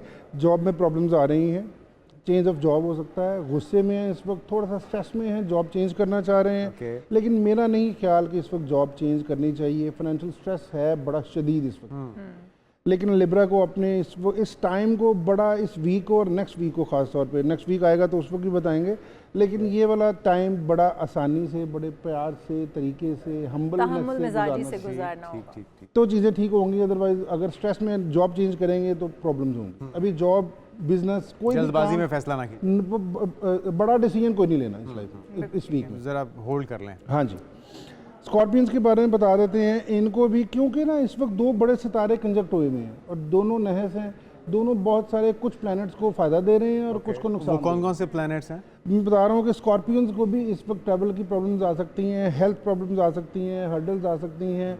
बड़ा जोर लगा रहे हैं किसी प्रोजेक्ट के लिए और पिछले काफ़ी दिनों से लगा रहे हैं। इस वीक में भी जोर ना लगाएं, न्यूट्रल रहने दें चीज़ों को, चीज़ें चलती रहेंगी, चीज़ें काफ़ी सारी बेहतर होंगी। हर्डल्स रहेंगी, लेकिन उसको ओवरकम कर जाएंगी, चीज़ें उनके इनके लिए बेहतर हो जाएंगी। तो इसलिए थोड़ा सा इतना ज़्यादा एक्स्ट्रा एफर्ट उसमें या ओवर रिएक्ट करने की ज़रूरत नहीं है, चीज़ें बेहतर हो जाएंगी। जैसे ही नेक्स्ट वीक स्टार्ट होगा, मंडे ट्यूसडे स्टार्ट होगा, वहाँ जाके चीज़ें न्यूट्रल हो जाएंगी और पॉजिटिव हो जाएंगी इनके लिए। सेजिटेरियस के लिए मैं बता रहा हूँ कि स्ट्रेस है थोड़ा सा डोमेस्टिक लाइफ में, लेकिन इसके साथ साथ जैसे ये वीक एंड होगा, वहाँ पे फाइनेंशियल गेन्स का टाइम स्टार्ट हो जाएगा। ठीक है, वहाँ चीज़ें ठीक हो जाएंगी। जहाँ पे फाइनेंशियल गेन होगा वहाँ पे मसाइल ख़त्म हो जाएंगे। नहीं, फाइनेंशियल स्ट्रेस एक क्या कहते हैं, डोमेस्टिक लाइफ में स्ट्रेस और फाइनेंशियल स्ट्रेस एक और चीज़ है। फाइनेंशियल नहीं, अमूमी तौर पे होता ही है ना, दोनों इंटरलिंक्ड भी होते हैं, फाइनेंशियल स्ट्रेस। हाँ, लेकिन ये है कि उसमें थोड़ा सा स्ट्रेस रहेगा, चीज़ें ठीक हो जाएंगी। इस वीकेंड पे जाके चीज़ें काफ़ी सारी इनके लिए बेहतर हो जाएंगी। थोड़े से हेल्थ इश्यूज़ का सामना करना पड़ेगा फैमिली लाइफ में, लेकिन उसके लिए भी चीज़ें सदकात बिल्कुल बेसिक चीज़ है जो आप किसी भी किस्म का सदका दे सकते हैं। तो अगर आप सदका देते हैं तो चीज़ें आपके लिए बेटर हो जाएंगी। कैप्रिकॉन के लिए आ जाते हैं कि कैप्रिकॉनियंस को इस वक्त दो चीज़ों की बड़ी एहतियात करनी पड़ेगी। एक तो आपने ट्रैवल अभी नहीं करना, ओके। अब बाकियों को मैं कह रहा हूँ ट्रैवल करना है। इस वीक में ट्रैवल कैप्रिकॉन ट्रैवल ना करें, ओवरसीज हो या डोमेस्टिक ट्रैवल हो, city to city, out of city कहीं आपने ट्रैवल करना है तो कोशिश करें ना करें। और अगर मजबूरी में करना पड़ जाए तो किसी और दोस्त के साथ ट्रैवल करें, कि वो ड्राइव करे, अकेले ना करें। अकेले अब क्योंकि ये जी कैप्रिकॉन वाले सारे सुन लीजिए, आपने ड्राइव से इज्तिनाब बरतना है, मतलब ट्रैवल करते हुए आउट ऑफ सिटी जा रहे हैं, आउट ऑफ कंट्री जा रहे हैं, मजबूरन जाना पड़े, किसी को साथ ले लें। और अगर कैप्रिकॉन पायलट भी है तो वो साइकिल चला सकते हैं। नहीं, साइकिल चलाएं, हमारे पैनल वाले जो जिम में होती है वो वाली चलाओ। रोड के ऊपर साइकिल चलाने की भी गलती है। हाँ, अच्छा जी, ठीक। लेकिन अब ये बात है ना कि जो आउट ऑफ कंट्री जा रहे हैं उनको तो ना कोई ट्रैवल कोई ड्राइव करनी पड़ेगी, वो तो पायलट ही, वो तो बिल्कुल। अगर कैप्रिकॉन कोई पायलट हो गया तो मैंने तो उनको भी मशवरा दिया कि जहाज ना उड़ाएं। को पायलट होता है, वो तो फिर संभाल लेगा, सैकड़ों जिंदगियां दांव पे लगा देगा। पायलट कैप्रिकॉन, उसके साथ पायलट के साथ दो और को पायलट से उड़वाइएगा जनाब, बचत हो जाएगी, उसको ज़्यादा जिम्मेदारियां दें। अच्छा, एक्वेरियस के बारे में आ जाते हैं। एक्वेरियस का इस वक्त बड़ा अच्छा टाइम है, इस वक्त पैसे वैसे आ सकते हैं, हेल्थ ठीक हो सकती है। रिश्ते खास तौर पे दो ही का मैंने बताया कि जिनके रिश्ते हो सकते हैं इस वक्त, कैप्रिकॉर्नियंस जिनके रिश्ते रुके हुए थे और लेट मैरिजेस, इनका ये काम हो सकता है एक्वेरियस का। और एक्वेरियस के बारे में यही है कि चीज़ें ठीक हैं, थोड़ा सा ओवरकम करें चीज़ों को, इतना ज़्यादा ओवर थिंकिंग ना करें कि चीज़ें ठीक नहीं हो रही या न्यूट्रल नहीं हो रही। चीज़ें न्यूट्रल हैं, आप ज़्यादा सोच रहे हैं। ओके, आपने सर पे जेन पे ज़्यादा सवार कर ली चल रही है। हाँ जी, तो उसको न्यूट्रल रहने दें इस वीक में। नेक्स्ट वीक जैसे स्टार्ट होगा, संडे जैसे स्टार्ट होगा, वहाँ से चीज़ें आपकी बेटर हो जाएंगी। ठीक हो गया। लास्ट स्पाइसेस है जी।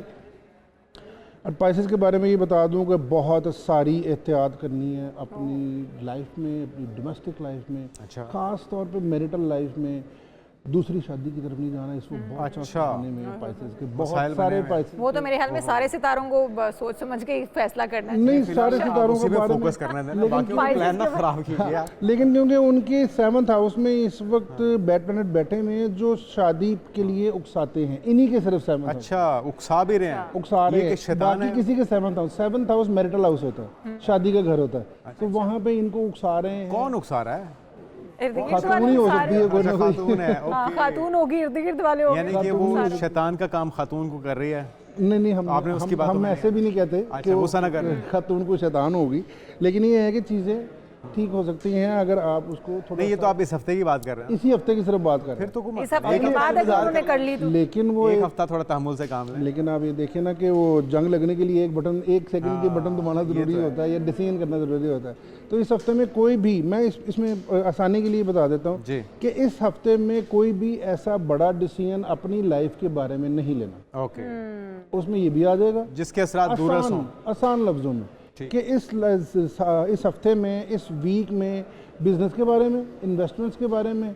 अब ऐसे समझाएंगे ना तो लोग पैसे लगाने से भी डर जाएंगे। अब बिल्कुल नहीं करना चाहिए। इस हफ्ते में जॉब चेंज नहीं करनी। बिल्कुल लग रही है कि एक बड़ी अच्छी जगह पे मुझे जॉब मिल रही है और मुझे यहाँ पे जाकर बड़ा फ्लरिश हो जाऊंगा, ये हो जाए, ऐसा कोई काम नहीं करना। उसी के साथ साथ अगर आपको ज़हन में आ रहा है कि मैं दूसरी शादी कर लूं और किसी खातून के साथ या किसी मेल के साथ आपकी अंडरस्टैंडिंग अच्छी चल रही है तो शादी की वीक में डिसीजन नहीं लेना।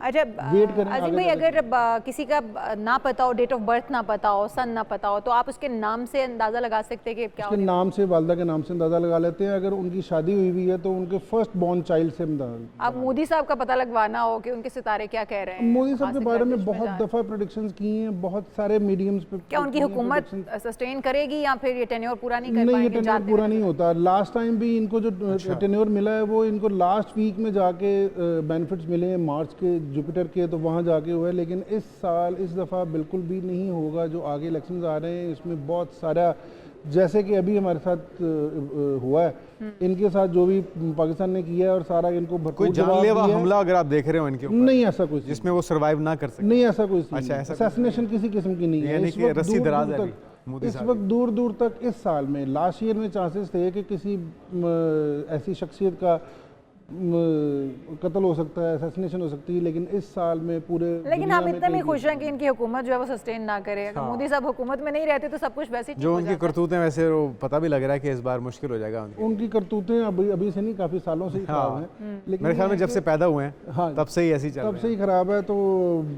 माजरत के साथ कि मैंने एक चैनल पे बात ये भी की थी और इनके अच्छा उसको कहा गया था। वो कहते हैं कि जिस तरह का बंदा की लिविंग होती है, जो ब्रॉटअप होता है, वो एक चाय वाले की सोच उसकी चाय वाले की है। वो हेड ऑफ द कंट्री तो बन गया है, लेकिन सारा कुछ हो गया है, लेकिन सके।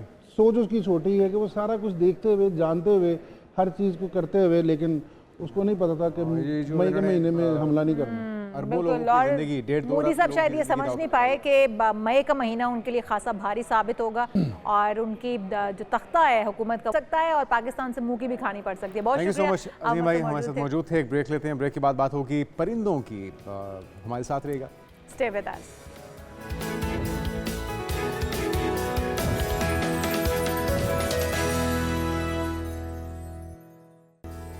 प्रोग्राम में एक बार फिर से आपको खुशामदीद कहते हैं और बात करते हैं गर्मी के मौसम की। इसकी शिद्दत तमाम इंसानों को जहां पर फील होती है, वहीं पर चरिंद और परिंद भी इसकी शिद्दत को महसूस करते हैं। जिस तरह हमें प्यास की शिद्दत महसूस होती है, हमें गर्मी महसूस होती है, इसी तरह से जो परिंदे या जानदार मुख्तलिफ इधर उधर हमारे इर्द गिर्द आस पास वो भी महसूस करते हैं। लेकिन फ़र्क ये है कि हम बता सकते हैं और हम उसके लिए एफर्ट करके उसे हासिल भी कर सकते हैं।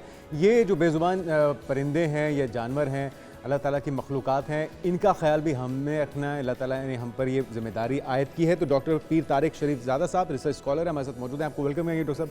बहुत शुक्रिया। बहुत सी चीज़ें हैं जो कि आपके साथ डिस्कस करनी है परिंदों को लेके, अल्लाह ताला की बनाई हुई मखलूक़ात को लेके। सबसे पहले आगाज़ यहीं से कर लेते हैं कि इस गर्मी के मौसम में जिसमें इंसान जो है उसकी ज़ुबान बाहर आ जाती है, परिंदे वो किससे अपना जो ये फीलिंग है वो बांटें और उनका एहसास कौन करेगा अगर हम नहीं करेंगे तो। बिस्मिल्लाह रब्बी मोहम्मद करीम अलैहिस्सलातु तस्लीम। सबसे पहले तो यादावरी का शुक्रिया। और आज का उन्वान बड़ा ज़िंदगी के करीब तर है और मैं ये समझता हूँ कि बिलखुसूस इस वक्त जो मौसम चल रहा है इसके अंदर तो इसकी अहमियत कई गुना बढ़ जाती है। दीन रहमत क्योंकि दीन फितरत है और इंसानी ज़िंदगी के साथ वाबस्ता, न सिर्फ इंसानी ज़िंदगी को बराह रास्त मुखातिब करता है बल्कि इंसानी ज़िंदगी के साथ वाबस्ता जो बहुत सारी ज़िंदगियाँ हैं उनके हवाले से भी उतनी ही तफसील के साथ हिदायतनामा जारी करता है जितना इंसान को अपनी ज़िंदगी के हवाले से अता करता है। और आप ये देखें कि पानी पिलाना जो है उसका या किसी के लिए खुराक का इंतज़ाम करना, ये तो इतना पसंदीदा अमल है कि परवरदिगार आलम ने रसूल रहमत की ज़ुबान से हम तक ये खैर मुंतकिल किया कि इसे सदका जारिया फरमाया है। हज़रत साद बिन उबादा रज़ी अल्लाह तआला अन्हु सरकार दो आलम के पास आते हैं और कहते हैं मेरी वालदा दुनिया से चली गई हैं, इनके लिए सबसे बेहतरीन बात जो है वो क्या हो सकती है, मैं उनके जाने के बाद उनके लिए क्या अच्छी बात कर सकता हूँ, कोई सदका कर सकता हूँ। तो हुज़ूर ने फरमाया कि उनके लिए अफजल सदका करो। कहा अफजल सदका क्या है? तो हुज़ूर ने फरमाया पानी पिलाओ। तो आप इससे अंदाज़ा लगाएं कि फिर वो तारीख़ बताती है कि उनकी वालदा की निस्बत से जो है वो एक कुएँ को उम्मे साद के नाम से जो है वो मंसूब किया गया और वो जो है उससे खैर एक जो है वो दुनिया तक चलता रहा और आता रहा। इससे हमें पता चलता है कि सरकार दो आलम के यहाँ जो इंसानों के साथ साथ जो बाकी लोग हैं उनके लिए भी पानी के एहतमाम का बड़ा बंदोबस्त है। बुखारी शरीफ की एक हदीस मुबारक को बयान करके फिर मैं परिंदों की तरफ आता हूँ। करीम आका सल्लल्लाहु अलैहि वसल्लम फरमाते हैं कि एक शख्स जो है वो चलता हुआ आता है और गर्मी की प्यास में शिद्दत में कुआं नज़र आता है, उसके अंदर उतरता है, अपने लिए पानी पी के बाहर निकलता है तो क्या देखता है कि जो कुएं के साथ गिरा हुआ पानी है और वहाँ कीचड़ है उस पर एक कुत्ता जो है उससे प्यास लगी और वो उससे तरावट ले रहा है, उसके ऊपर ज़ुबान मार के, गोया उसे प्यास लग रही है। वो बंदा दोबारा नीचे उतरता है और अपने मौजे में पानी भर के ऊपर लाता है, उसे पिलाता है। अल्लाह के यहाँ उसके लिए बख्शिश का जरिया बन जाया करता है। तो यानी इंसानों को पानी पिलाना तो अपनी जगह अजीम शान अजर है ही है, और ये इतना अजीम शान अजर है कि आका करीम सल्लल्लाहु अलैहि वसल्लम ने फरमाया कि अगर मुझे हिफ्ज़ मरातब का ख्याल ना होता तो मैं औलाद को ये कहता कि अपने वालिदैन को कहें कि पानी पिलाएं। अच्छा, अब जो जानदारों का मामला है, जैसे मैंने अभी आपके सामने एक मिसाल ये कुएं वाली दी, इसी तरह परिंदों के हवाले से भी बड़े एहतमाम की जो है वो हमें तरगीब दिलाई गई है। सरकार दो आलम सल्लल्लाहु अलैहि वसल्लम जो है उनकी ज़िंदगी के अंदर हमें यानी परिंदों के साथ भी एक बड़ी मोहब्बत का पहलू नज़र आता है। हज़रत अनस बिन मालिक रज़ी अल्लाह ताला अन्हु फरमाते हैं कि उनके जो छोटे भाई थे, हज़रत अबू उमैर उनका नाम था, उन्होंने एक परिंदा पाल रखा था। तो सरकार दो आलम सल्लल्लाहु अलैहि वसल्लम के साथ जब भी वो मिलने के लिए आते या हुजूर का उनके साथ सामना होता तो हुजूर उस 9 उम्र बच्चे से उसके परिंदे के बारे में पूछते। फिर एक मरतबा हुजूर को पता चला कि वो परिंदा जो है वो फौत हो गया, तो सरकार दो आलम सल्लल्लाहु अलैहि वसल्लम उनके घर गए तो हुजूर उनके पास उस यानी मासूम बच्चे के पास बैठकर उससे पूरी कहानी सुन रहे हैं कि परिंदा कैसे बीमार हुआ, फिर किस तरह इसका तुमने इलाज किया और फिर किस तरह वो दुनिया से चला गया। तो इससे हमें अंदाज़ा होता है कि परिंदों के लिए भी एक ख़ास तरह की मोहब्बत और एक गुंजाइश मुआशरे के अंदर मौजूद होनी चाहिए। अल्लाह की बेज़ुबान और नातमा कमज़ोर मखलूक के तौर पर इनकी जो ज़रूरियात है उनका भी ख्याल करने का जिम्मेदारी भी हम पर ही आयद की गई है। अच्छा डॉक्टर साहब, हमने परिंदों की अपने बात की कि पानी और उनको सदका जारिया समझकर उनको पानी के लिए उनका एहतमाम किया जाए। अपने घरों की छतों पर जो मिट्टी के बर्तन है रख दिए जाएं जिनके अंदर पानी रख दिया जाए, दाना रख दिया जाए, ताकि वो जो परिंदे उड़ रहे हैं, गर्मी की शिद्दत महसूस कर रहे हैं, वहाँ से वो पानी और अनाज ले सकें। एक और सदका जारिया के तौर पर लोग जो है वो बाहर जो खड़े होते हैं लोग गोश्त लेकर या परिंदे लेकर खड़े होते हैं, तो वो सदके के तौर पर उनको पैसे पे करके उन परिंदों को आज़ाद भी करवाते हैं और वो भी एक सदका समझा जाता है। क्या समझते हैं कि इस तरह परिंदों को कैद करके अजियत पहुंचाना और फिर किसी और का आके पैसे देकर उसको आज़ाद करवाना, ये सदका जारिया कि उसमें हर वो नेकी का अमल जिसके साथ किसी का मुआश वाबस्ता हो जाए, जिसका कारोबार उसके साथ वाबस्ता हो जाए और एक दर्जे की उसके अंदर एक एक्सप्लॉयटेशन आ जाए, तो दीन उसके अंदर से खैर के यानी ख़त्म हो जाने का ऐलान कर देता है। इसका मतलब क्या है? इसका मतलब ये कि अगर वाक़तन कोई मजबूरी में फंसा हुआ परिंदा है और कहीं ज़िंदगी में कहीं एक आध दफ़ा ऐसा कोई मामला होता है या शहर भर में कोई 2-4 परिंदे ऐसे फंसे हुए हैं, उनके लिए तो कोई मुशक्क़त की जा सकती है। लेकिन ये जो एक कारोबार बना लिया जाता है कि रोज़ाना की बुनियाद पर कई लोग ऐसे हैं जो चिड़ियाँ और मासूम परिंदे पकड़ते हैं और फिर आपको और मुझे हमारी मुसीबतों की तरफ, परेशानियों, उलझनों की तरफ ध्यान दिला के सदके के तौर पर एक एक्सप्लॉयटेशन का एक पूरा नेटवर्क मौजूद है। दीन रहमत जो है इसकी यानी बहुत वाशिगाफ अल्फाज में खुले बंदों जो है इसकी जो है वो मजम्मत करता है और इससे रोकता है। मैं ये समझता हूँ कि इसका बेहतरीन तरीका रोकने का ये है कि जो सदकाते खैर हैं अल्लाह की तरफ से जो बिल्कुल वाज़े हैं उन पर काम किया जाए। इससे कहीं ज़्यादा बेहतर है कि आप अपने घर के अंदर किसी सायेदार जगह के ऊपर इन परिंदों के लिए जो है वो साफ़ शफाफ बर्तन के अंदर पानी का एहतमाम करें, खुराक का एहतमाम करें। और फिर इससे भी ज़्यादा अहम बात यह है कि न सिर्फ ये एहतमाम किया जाए, हमारे यहाँ हमारी इस गुफ्तगू को सुन के इंशाअल्लाह अज़ीज़ बहुत सारे लोग इससे तरगीब पाएंगे और अपने घरों में इसको रखेंगे और पहले भी लोग रखते हैं। लेकिन इससे ज़्यादा बड़ा चैलेंज इस नेकी के अंदर ये है कि वो डॉक्टर ताहा यासीन इस्माइल एक मिस्र के स्कॉलर हैं, वो कहा करते हैं कि हर नेकी का एक चैलेंज हुआ करता है। तो मैं समझता हूँ इस नेकी का चैलेंज ये कि हम एक अच्छे जज्बे के साथ पानी रख देते हैं, खुराक रख देते हैं, लेकिन फिर हम भूल जाते हैं और वो कई दिनों तक वही पानी जो जिंदगी का उनके लिए जो जिंदगी का बायस हो सकता था, खैर का बायस हो सकता था, वही उनके लिए बीमारियों का और दूसरे लफ्जों में मौत का बायस बन रहा होता है। इसलिए जब ये कोई खैर का काम किया जाए तो फिर गाहे गाहे उस पानी को ताज़ा करते रहें, उस बर्तन को साफ रखें। पानी तो रखना अजर का काम है, ये तो आपने बता दिया और दीन इस्लाम के अंदर भी इसकी बड़ी अहमियत बताई गई। अगर पानी की जगह रूह अफ़ज़ा रख दें या स्टिंग रख दें उसका अजर ज़्यादा मिलेगा? जी देखें, अगर इंसानों को पिलाएंगे तो यकीनन अजर मिलेगा। और मैं आपको ऑन अ लाइटर नोट एक बात आपसे शेयर करूँ, आपके सामीन और नाज़रीन यकीनन इस बात से वाकिफ़ भी होंगे कि कई बहुत सारे अहले दिल ऐसे हैं कि जिनके यहाँ जब ये पानी का बंदोबस्त किया जाता है और ख़ास तौर पर जब आप अपने बच्चों को इसकी तरगीब दिलाते हैं तो क्योंकि उन्हें मशरूब पसंद होते हैं, जायकेदार और रंगदार मशरूब पसंद होते हैं, तो बाज़ जगह पर मैंने खुद ये देखा कि वो बच्चे एहतमाम से घर वालों को इसरार करते हैं कि जैसे हमारे लिए ठंडा पानी शरबत का बंदोबस्त किया गया, इनके लिए भी बंदोबस्त सोशल मीडिया के ऊपर जो चल रही है, मैं उनके ऊपर बात करूंगी कि जो बड़े दिल जले बेचारे फिर रहे हैं, वो इसलिए इस गर्ज से भी पिलाते हैं जामे शीरी या मीठे मशरूबात पिलाते हैं परिंदों को। वो समझते हैं कि चिड़ियों को या कौवों को मीठे मशरूबात पिलाने से खूबसूरत बीवी मिल जाती है। तो क्या ये इसमें भी कोई सदाकत है, सच्चाई है इसके अंदर? हमारे ज़माने में तो इस तरह का कोई जो रिवाज नहीं था, इसलिए मुझे इसका ज़्यादा तजर्बा नहीं है, लेकिन सुनने में मुझे यूँ आता है, मेरे ख्याल में अगर इस रिश्ते को हकीकत पसंदाना अंदाज में बिल्कुल सच्चाई पर इसको इख्तियार किया जाए तो उसमें ये मिठास आ सकती है जो जिसके लिए पानी पिलाते हैं। तो पानी के मीठे होने पर इतना ज़्यादा फोकस नहीं करना चाहिए, अपने रवैयों पर, अपने मामलात, अपने रफ्तार और किरदार को मीठा करना। अच्छा, लड़ाइयाँ जो करवाते हैं जानवरों की, मुर्गों की, शुतुरमुर्ग आप हम बात कर रहे थे कुछ दिन पहले, तीतरों की लड़ाई करवाते हैं, क्या इसकी इजाज़त है कि आप एंजॉयमेंट के लिए, अपने शुगल के लिए आप उनको अजियत में डालें? देखिए, ये ज़ाहिरी तौर पर एक मशगला था, लोगों के दरमियान एक शुगल का अमल था, जानवरों को आपस में लड़ाना और फिर परिंदों को इसी तरह जो है वो आपस में उनका मुठभेड़ करवाना, उनके दरमियान मुकाबला करना, और फिर उसके ऊपर शर्त लगती है और फिर उसके अंदर माली मनफियत जो है वो आना शुरू हो जाती है। शुरू में जो शुगल होता है और लोगों की दिलचस्पी जब बढ़ना शुरू होती है तो वही कारोबार की शक्ल इख्तियार कर जाता है। अल्लाह के रसूल सल्लल्लाहु अलैहि वसल्लम ने उस ज़माने में, जबकि अभी ये इस अंदाज में यानी ये कमर्शलाइज नहीं हुई थी, ये मशगला आगाज़ हुआ होगा, उस वक्त भी सरकार दो आलम सल्लल्लाहु अलैहि वसल्लम ने इसको बहुत सख्ती के साथ मना फरमाया। बल्कि मैं यहाँ आपके सामीन और नाज़रीन की दिलचस्पी के लिए एक तारीखी हवाला पेश करता चलूँ कि रसूल अल्लाह सल्लल्लाहु अलैहि वसल्लम के ज़माने में उकाज़ का मेला हुआ करता था, जो सकाफती चेहरा था पूरे अरब का, और पूरी दुनिया से लोग उसके अंदर शरीक हुआ करते थे, हिंदुस्तान से, चाइना से, ये जो उज़्बेकिस्तान, तुर्कमानिस्तान, रशिया तक, इस तरफ से भी लोग आते थे, और दुनिया की दूसरी तरफ जो है अफ्रीका वाली साइड, वहाँ से भी लोग अहले अरब के यहाँ उस मेले में 10 दिन या 20 दिन का मेला होता था, उसमें आते थे। रसूल अल्लाह सल्लल्लाहु अलैहि वसल्लम ने जब उसको तरतीब दिया ना, तो उसमें जो चंद चीज़ें मना फरमाई, जो शिर्क के साथ वाबस्ता चीज़ें थीं, बेहयाई के साथ, शराब के साथ, जुए के साथ, वहीं पर एक चीज़ जो हुजूर ने मना फरमाई वो जानवरों के दरमियान इस तरह की लड़ाई करवाना है। और ख़ुद एलानिया हुक्मन हुजूर को जब ये खबर मिली, बताया गया कि फ़लाँ दो सहाबी जो है उन्होंने इस नीयत से जानवर पाल रखे हैं कि उनको आपस में लड़ाना है, तो रसूल अल्लाह सल्लल्लाहु अलैहि वसल्लम ने नापसंदीदगी का न सिर्फ इज़हार किया बल्कि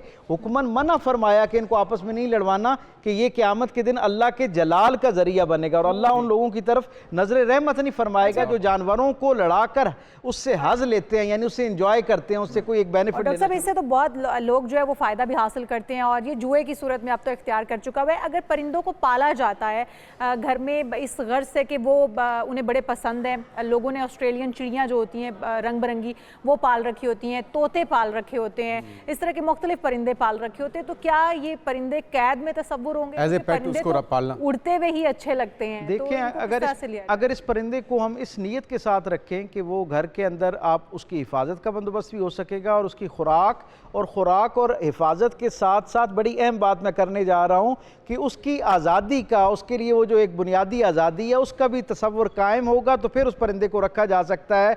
यानी वो अगर पूरी दयानतदारी से आप तज्ज़िया करें कि ये परिंदा बाहर के माहौल में ज़्यादा महफूज और पुरसुकून है, पुरआसाइश है, या आपके घर के अंदर है, अगर आपने 4 बाय 4 इंच के काट दिए जाते हैं जिनको घर में सॉलिट्यूड से रखा जाता है, उन परिंदों के, उन तोतों के, उन चिड़ियों के तो पर कटे हुए होते हैं ताकि वो उड़ ना सकें। देखिए, पर काटना एक और अमल है, वो तो उसके पीछे बहुत सारी वजह हो सकती है, उसकी सेहत के हवाले से भी हो सकती है, ताकि वो उड़ ना जाए, लेकिन वो उड़ जाते हैं इसलिए रखा जाता है। उससे भी हटके एक अहम मामला ये है, जैसे मैंने आपको बुनियादी एक उसूल जो दीन ने अता किया है, मैं वो आप तक पहुंचाने की कोशिश कर रहा हूं कि बुनियादी बात यह है कि उसकी हिफाजत का और उसकी आज़ादी का उसमें ख्याल रखा जाए। आज़ादी का मतलब ये है, हमारे यहाँ बहुत खूबसूरत, जितना खूबसूरत और महंगा परिंदा हम तक पहुँचता है, हम उसे इतना ज़्यादा तंग उसके अंदर रख रहे होते हैं और इतनी ज़्यादा उस पर पाबंदी होती है कि कहीं ये उड़ ना जाए, यानी उसके उड़ जाने के खौफ की वजह से हम उस पर पाबंदी और ज़्यादा जो है ना वो सख्त कर दी जाती है। तो ये अमल नापसंदीदा है, लेकिन अगर उसे उसकी सेहत के साथ, उसकी खुराक के साथ, उसकी हिफाजत के साथ और उसकी आज़ादी के साथ, इन 4 बुनियादी तकाज़ों के साथ अगर किसी परिंदे को घर में रखा जाता है तो उसकी गुंजाइश जो है वो दीन रहमत के अंदर मौजूद है। लेकिन अगेन इसको कमर्शियल उसके साथ करने की दीन ने हौसला अफजाई नहीं की बल्कि हौसला शिकनी फरमाई है, क्योंकि अगर इसको एक तजारती बुनियादों पर अगर ये अमल करना शुरू कर दिया जाएगा तो फिर उससे दुनिया भर में बहुत सारे लोग परिंदों को पकड़ना शुरू कर देंगे और उनको उनकी आज़ादी और उनकी जो हिफाजत है वो मजरूह होना शुरू हो जाएगी। इसलिए दीन इसकी हौसला शिकनी करता हुआ नजर आता है कि कारोबारी मकासद के लिए परिंदों को इस अंदाज में कैद नहीं करना चाहिए। डॉक्टर साहब, एक तो आपने ये बता दिया कि इस्लाम के अंदर ये कारोबारी सतह पर इस तरह का काम किया जाना जो है उसको मना फरमाया गया है। अगर हम हौसला शिकनी उसकी की गई है, अगर हम परिंदों को अपने उसमें कैटेगराइज करना शुरू कर देंगे, कौन सा परिंदा घर में रखना पालना बहुत अफजल है या उसकी कोई नेकी या सवाब रखा गया है, या कौन से परिंदों को पानी पिलाना या खाना खिलाना ज़्यादा अफजल है, क्योंकि कबूतर को हम देखते हैं अमन का परिंदा कहा जाता है और लोगों ने उनको पाल कर फिर उनके ऊपर शर्तें लगाने का एक काम, एक वतीरा रखा हुआ है और इसके ऊपर जाने भी गवा बैठते हैं लोग। तो कौन सा परिंदा अफजल है? और मैंने ये भी सुना है, सॉरी अगर ये मैं गलत भी हो सकती हूँ, बड़ों से, कि जो कबूतर रखने वाले घर होते हैं उनके अंदर नाचाकी और लड़ाई झगड़े भी बहुत ज़्यादा होते हैं। तो कोई इस तरह की बातें जो इनके साथ मंसूब हैं वो सच्चाई पर मबनी है कि कौन सा परिंदा घर में रखना चाहिए? बहुत सादा सी बात है जी। ये जो परिंदों को घर में रख के उससे नाचाकी को मंसूब किया जाना, ये तासुर पाया जाना, उसके पीछे सिर्फ इतनी सी हिकमत है कि क्योंकि जिन घरों के अंदर किसी भी हवाले से जुल्म हो रहा होता है, नाइंसाफ़ी हो रही होती है, वहाँ से अल्लाह की रहमत के, बरकत के जो फरिश्ते हैं वो वापस पलटना शुरू हो जाते हैं। सो हम इस अंदाज में तो ये बात कह सकते हैं कि जहाँ परिंदों के साथ उनके हुकूक पूरे नहीं किए जा रहे होते, जैसे मैंने पहले अर्ज़ किया, खुराक के हवाले से कोई गफलत बरती जा रही होती है, हिफाजत के हवाले से, सेहत के हवाले से या उनकी आज़ादी के हवाले से कोई उनके साथ ज़्यादती हो रही होती है, तो उसकी वजह से, क्योंकि उस घर के अंदर जुल्म हो रहा होता है एक तरह का, सो हुस्न सलूक के ना होने की वजह से रहमत और बरकत के फरिश्ते वहाँ से उठ जाते हैं। तो इस अंदाज में तो इसको लिया जा सकता है, लेकिन बराह रास्त दीन रहमत में इसकी कोई ऐसी जो है वो जिसे कहते हैं ना एक कोई वो नहीं मिलता। दूसरा, जहाँ तक आपने ये बात कही कि इन परिंदों इनको रखने के हवाले से जो है कौन से परिंदे रखे जाएँ और कौन से नहीं, मैं ये समझता हूँ इसमें जो सबसे बेहतरीन तरीक़ाकार हो सकता है वो यही है कि आप परिंदों को कैद करने की बजाय इनके लिए खुराक और पानी का किसी ऐसी जगह पर बंदोबस्त करें जहां उनके लिए जो है वो सेहतमंद, सेहत अफ़ज़ा पानी और सेहत अफ़ज़ा खुराक जो है वो उनको आसानी से मैसर आती रहे। वो आज़ादी के साथ जब खुराक को देखें, अल्लाह ने उनकी जबिल्लत के अंदर उनकी खुराक के हवाले से एक तजस्सुस भी रखा है और एक शऊर भी रखा है। आप देखें परिंदे आप एक दिन पूरा अगर बैठे रहे ना आपके घर के ऊपर आपको परिंदा नजर नहीं आएगा, लेकिन जैसे ही आप कहीं पानी रखेंगे या दाना रखेंगे तो फौरन परिंदे आना शुरू हो जाएंगे। अल्लाह ने उनके मिजाज के अंदर ये बात रखी हुई है कि वो उन्हें पता है कहाँ मौजूद है। हमने जबलतन भी आजाद रखा गया है परिंदों को, इसलिए वो उड़ते हुए ही अच्छे लगते हैं, उनको कैद नहीं किया जाना चाहिए। बहुत शुक्रिया डॉक्टर पीर तारिक शरीफ ज़ादा साहब हमारे साथ मौजूद थे, आपके वक्त का बहुत शुक्रिया। और जिस तरह से आपने कीमती बहुत बातें थी जो हम तक पहुंचाई हैं, और यकीनी तौर पर हम सबको इस गर्मी के मौसम में इन चरिंदों परिंद का ख्याल रखते हुए उनके खाने और साफ़ पानी का जो एक ज़रिया बनना चाहिए, ताकि अपने घरों की छतों पर, मुंडेरों पर, दीवारों के ऊपर एहतमाम कीजिए, साफ़ पानी और दाना रखा जाए। और ये ज़रूरी नहीं है कि आप रूह अफ़ज़ाई रखें या स्टिंग रखें परिंदों के लिए, आप पानी सादा पानी भी रखें, उसका भी उतना ही सवाब मिलेगा। और ये ज़रूरी नहीं है कि आप रूह अफ़ज़ा रखेंगे तभी आपको खूबसूरत लाइफ पार्टनर मिलेगा। जुनैद को वैसे ही मिल गया, इसलिए आप भी पानी रखना शुरू कीजिए। हम यहाँ पर एक ब्रेक शामिल करते हैं, आप कहीं उसके बाद बात होगी PSL की। हमारे साथ रहिए।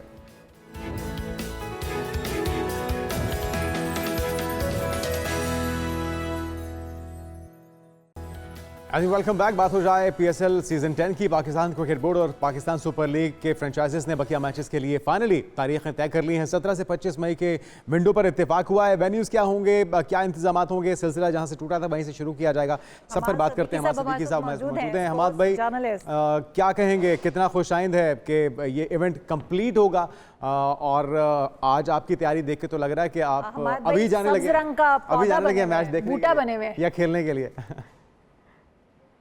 जी, ये तैयारी आपको जो नजर आ रही है बेसिकली पाकिस्तान का रंग है और पाकिस्तान की फौज की कामयाबी अगेंस्ट इंडिया। हमें पता है कि इंडिया की बर्बरियत जिसकी वजह से ये सिलसिला रुका, तो सॉलिडारिटी है। जिस तरह और कलंदर के कैप्टन ने भी कहा, CEO ने कहा, राना आतिफ ने, कि जितने भी तमाशाई हैं, एक तो एंट्री फ्री होनी चाहिए और सबके हाथ में झंडा होना चाहिए। और मैं झंडे के साथ आपके पास जो है वो पहनकर आप ग्राउंड में आए और सेलिब्रेट करें पाकिस्तान की इस विक्ट्री को। पाकिस्तान क्रिकेट की बात, पाकिस्तान सुपर लीग की बात की जाए तो सिलसिला वहीं से, जिसमें अभी आपने रिपोर्ट बताई कि 17 तारीख से, और पाकिस्तान क्रिकेट बोर्ड के चेयरमैन मोहसिन नकवी साहब का भी 10 मिनट पहले ट्वीट आया कि जनाब क्रिकेट वहीं से आगाज होगी जहां से सिलसिला रुका और 17 से 25 तक इसको खेला जाएगा। बांग्लादेश का टूर है वो 2 दिन आगे किया जाएगा और मैचेस जो है पिंडी और लाहौर में खेले जाएंगे। लेकिन पॉइंट्स टेबल जब ये रुका था सिलसिला, अब वहां पे सूरत हाल अगर लेके जाए तो कौन सी टीम कहाँ खड़ी है। Quetta gladiator as we all know जबरदस्त पोजीशन में है, विनिंग स्ट्रीक है, 5 लगातार 13 पॉइंट के साथ उन्होंने क्वालिफाई कर लिया फॉर द प्लेऑफ।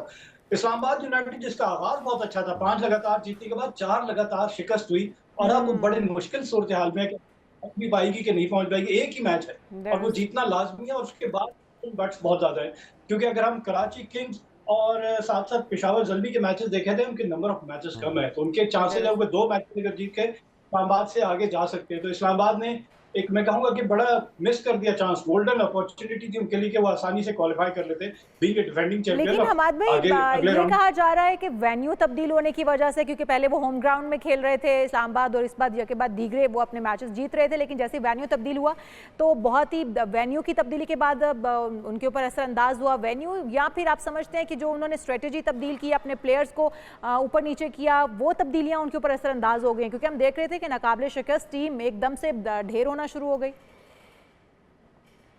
दोनों कह सकते हैं आप किसी हद तक। जाहिर है ज्यादातर मैचेस उन्होंने पिंडी में खेले, कंडीशन से यूज टू थे, क्राउड सपोर्ट था उनको, लेकिन जैसे ही यहाँ से दूसरे वेन्यूज पे जाके खेलना शुरू किया तो हमें नजर आया कि एक तो उन्होंने अपनी बेंच स्ट्रेंथ को, और कुछ इंजरीज हो गई, कुछ प्लेयर अनफिट हो गए, जैसे कॉलिन मनरो हैं, कैप्टन शादाब खान खुद अनफिट हो गए, तो विनिंग कॉम्बिनेशन डिस्टर्ब हुआ। और कॉलिन मनरो के जो मैचेस खेल रहे थे उन्हें 1 डाउन पोजीशन पे बैटिंग कराई गई और उनकी जगह हमने देखा कि काइल मेयर्स को बैटिंग कराई गई और वो फिर साहबजादा फरहान के साथ जल नहीं हो सके, अच्छा स्टार्ट नहीं प्रोवाइड कर सके।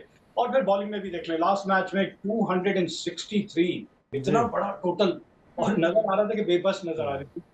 तो नजर आया कि एक विनिंग कॉम्बिनेशन जब आप ब्रेक करते हैं, ठीक है आप कह सकते हैं कि आपने सारे प्लेयर्स को मौका देना है, लेकिन उसकी प्राइस अब उन्हें पे करनी पड़ी कि अब उनके चांसेस स्लाइटली डिम नजर आ रहे हैं as compare to other teams कि वो क्वालिफाई कर पाएंगे अगले राउंड में। अच्छा, तो इसके लिए उनको बहुत जरूरी है कि अपने परफॉर्मेंस को बेहतर करें। बिल्कुल ठीक। जो मैच जहां हुआ था वहीं से अपने सिलसिले को, शादाब खान फिट हो चुके होंगे, कॉलिन मनरो अवेलेबल है कि नहीं, फॉरेन प्लेयर्स के ऊपर बहुत सारा डिपेंड कर रहा है कि किस किस टीम को कौन कौन से फॉरेन प्लेयर्स अवेलेबल होंगे। डैरेन मिचेल के हवाले से बड़ी मीम्स इंडिया से बनती थी कि उन्होंने कह दिया मैं नहीं खेलूंगा, पाकिस्तान दोबारा नहीं जाऊंगा, लेकिन उन्होंने इसकी तरजीह की नहीं दी, उन्होंने कहा मैं बिल्कुल पाकिस्तान जाऊंगा।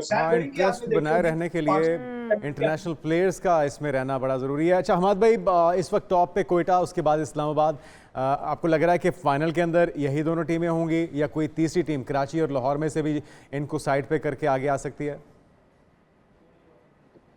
टॉप पे कोयटा, सेकंड कराची किंग्स है इस वक्त, इस्लामाबाद यूनाइटेड तीसरे नंबर पे चली गई। वाह वाह वाह। हाँ, तो यानी कि कराची के चांसेस रोशन हो चुके हैं।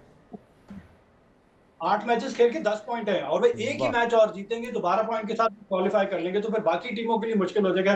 इस्लामाबाद में कहूंगा कि वो जो है वो बेस्ट कर दिया इस्लामाबाद में, 4 लगातार मैचेस हारना और मोरल डाउन में, क्योंकि 263 इस टूर्नामेंट का हाईएस्ट टोटल उन्होंने कंसीड किया और पहले मौका है कि इस टूर्नामेंट में एक इनिंग में 2 सेंचुरियां हुई। हमने रायली रूसो और साथ साथ हसन नवाज की सेंचुरी देखी और इस्लामाबाद के यूनाइटेड के बॉलर बेबस नजर आए। लाहौर कलंदर दोबारा उनके पास मौका है, जल्मी के पास मौका है, सब टीमों के पास मौका है। अच्छा, लेकिन एक टीम जिसकी नोज डाउन। हमाद भाई, मैं जिस टीम का पलड़ा भारी हो, मैं अपना वोट जो है उस पलड़े में डाल देती होती हूँ, मैं टीम बदल लेती होती हूँ। तो आप इस्लामाबाद यूनाइटेड के साथ थे और इस्लामाबाद यूनाइटेड की परफॉर्मेंस देखते हुए आपने अब टीम बदली या फिर अब आपका वोट अभी भी इस्लामाबाद यूनाइटेड के साथ है? देखिए, ये बड़ी डेंजरस टीमें होती हैं, जब इनको दीवार के साथ लगा दिया जाता है ना, तब ये निकल कर आती हैं और बाउंस बैक करती हैं। तो मैं अभी भी बैक करूंगा इस्लामाबाद यूनाइटेड को कि वो जब फियरलेस क्रिकेट आकर खेलेंगी तो वो सरप्राइज, जैसा पहले 5 मैचेस में आपको नजर आया कि अनबीटेबल टीम है, कोई टीम इनके करीब नहीं आ रही थी। तो क्या पता कि दोबारा से जो इनको गैप मिला है और रीथिंक करेंगे, रीस्ट्रेटेजाइज करेंगे अपनी स्ट्रेटेजी को, तो बेहतर परफॉर्मेंस नजर आ जाएगी आपको इसके मुकाबले। उम्मीद है अच्छे मैचेस देखने को मिलेंगे। 17 से 25 मई को दोबारा से इत्तेफाक हुआ है, ये मैचेस जहां से सिलसिला टूटा था वहीं से होगा और ज़बरदस्त मैचेस होंगे। उम्मीद करते हैं कि जो भी अच्छी टीम है वो फातेह ठहरे। बिल्कुल जी, और इसके साथ ही प्रोग्राम का वक्त खत्म हो चुका है। हम आपसे इजाज़त चाहेंगे, हमें दीजिए इजाज़त, कल फिर आपसे मुलाकात होगी। अल्लाह हाफिज़।